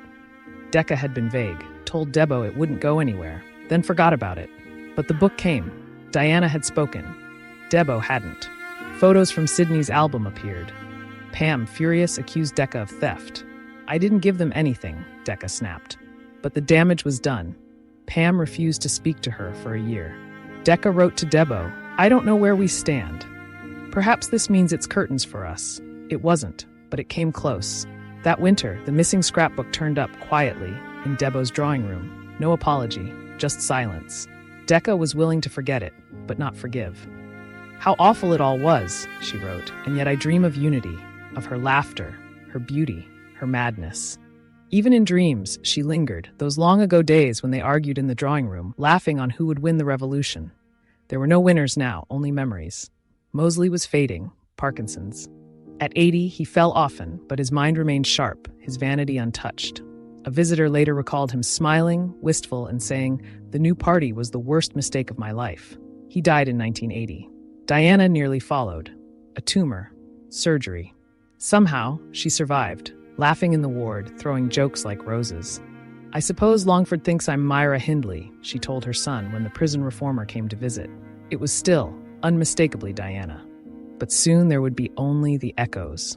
Pam, still the quiet one, still the horsewoman, still the steady heart, grew frail. At 86, she fell down the stairs, broke her leg, and never recovered. Her first words after surgery, who won the Grand National? She was still Pam, sharp, dry, funny, but her body gave out before her spirit. When she died in 1994, Debo and Diana wept. Deca, in California, wrote of her utter trooper sister. Imagine Pam, confined to a wheelchair with someone to look after her. She'd have loathed it. Diana and Debo wore badges at the memorial. I really am a Mitford girl. But the world they came from was vanishing. Debo's Chatsworth had become a triumph. She and Andrew had saved it from ruin, turning it into a working estate, a museum, a legend. She built shops, ran a farm, raised chickens that wandered the car park. She remained the Duchess and the farmer's wife. Behind the cream teas and postcards, she carried the weight of the century. Unity's silence, Diana's scandals, Deca's exile. She had seen it all and still rose early to tend the roses and write the letters. Diana, nearly deaf, silver-haired, moved to a quiet Paris apartment. Her elegance was untouched, her humor unrepentant. When asked about Hitler on BBC radio, she called him fascinating. The nation recoiled. Diana did not. She made no apologies. She never would. Then came Deca's fall. A broken ankle in New York. Drink, she admitted. She quit cold turkey. Not for God, not for health, for Dinky. In 1996, the news, lung cancer. It's a bit of a facer, Hen, she wrote to Debo. The prognosis, 3 months. She chose to die at home, in her sitting room, surrounded by books, records, friends. Maya Angelou visited daily, sang to her, laughed with her. She died on July 22nd. 6 black horses with plumes, an antique glass hearse, a standing ovation, and when the saints go marching in. It was how she would have wanted it, furious, funny, unforgettable. Now only 2 sisters remained. Diana, elegant, controversial, defiant to the end. Debo, the countrywoman, the Duchess, the bridge that held the pieces. Their letters slowed, then stopped. Diana died on August 11th, 2003. She was 93. She had asked for no fanfare. Her funeral was private, quiet, almost invisible, but her name was still electric, still divisive. Debo was the last. She died in 2014, aged 94. Her coffin was plain, her service small, but tributes poured in from farmers and royalty alike. She had outlived them all, not just her sisters, but the world that made them. 6 girls gone. Unity went first, the 4th sister, the most fragile, the most dangerous. She gave her heart to a dictator and came back broken. She died quietly, alone, a casualty of a war that began inside her.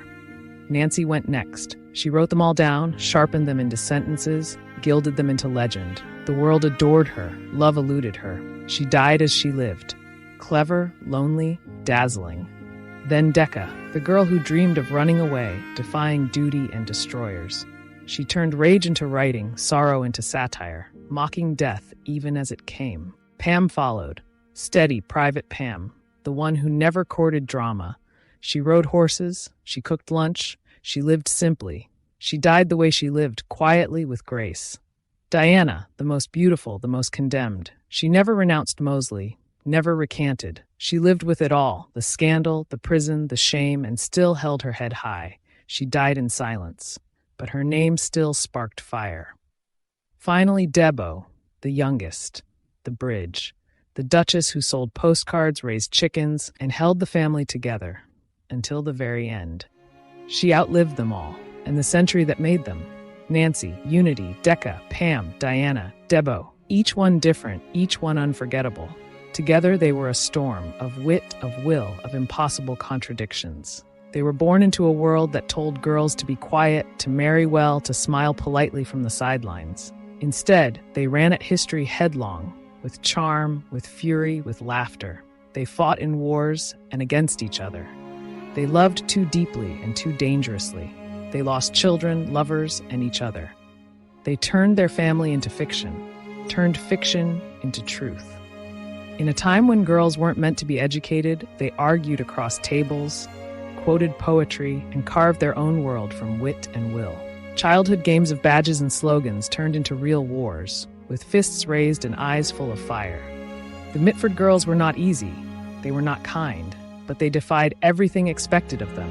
Some live in infamy, some in caricature, others in lore. But they were alive, gloriously, ferociously alive. And in a century of blood, banners, and betrayal, the Mitfords were there, not observing it, not tucked away. They stood in it, chose sides, made enemies, paid the price. From drawing rooms to Spain, from Munich to Washington. They stood, not as ghosts, but as voices, loud, defiant. And now, they're gone. No more letters, no more quarrels, no more reunions ducked or delayed.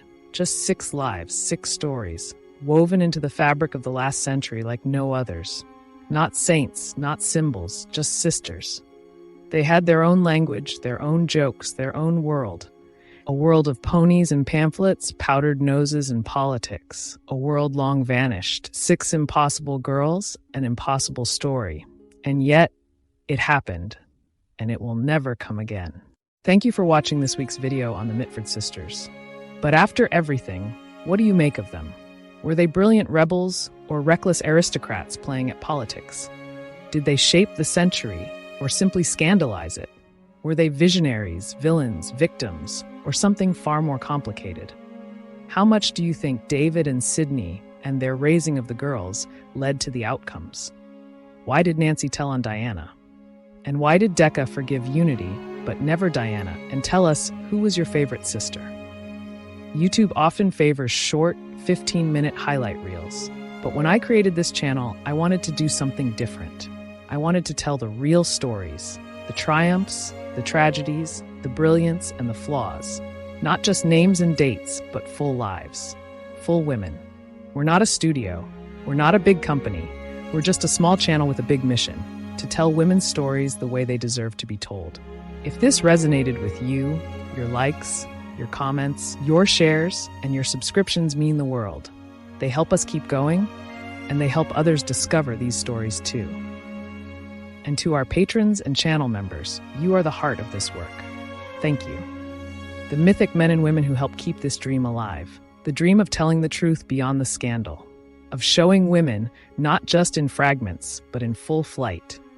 Velocity Girl, Zenlife 68, Jillian Barker, Philip Gallegos, Kingsley Clark, Kafam Chung, Deborah Himes, Bavia Andrea, Tracy Walsh, Joy McGuire, Amanda Lynn, Marianne Nelson, Deborah Shepard, Jules Mack, Maureen Tallman, Beth Dawson, DDH, Kimberly Ray, Stephanie Warren Smith, Monica, Krista Schaefer Hazlett, Supreme, Joya, Steve Weinstein, Deborah Chmielewski, Anna Livy, Roxanne Schuster, Kathleen Martin, Morena Barron, Melissa Puglia, Kelly Bowen, Gwen, Melissa Gilmore, Kelly Patwell, Marsha Corbin, Randy Fox, Lucy Gonzalez, Curious Traveler, Deb Fisher, Indira Becha, Dreaming of the Kingdom, Sumari Henderson, Michaela Ryana, Sarah Blyberg Stanton, Will Kolb, Liz Karen, Maria Corrali, CTS Bathory, Snowball, Kendra McNally, Ida Kloster Jensen, Beth Dawson, Joanne Thomas Yakato, Laura Lamont, Morena Barron, Real Steel Magnolia, Janet Phelps, Catherine Rotensky Harrison, Black Cat Tarot, Chrissy Bethune, Michael Nelson, Karen Craig, Catherine Davison, Murphy's Bed, Lynn Sharp, Michelle Griffin McGregor, M. King, Virgie R. Nelson, Michelle Inman, Jamie Sue Kalamazoo,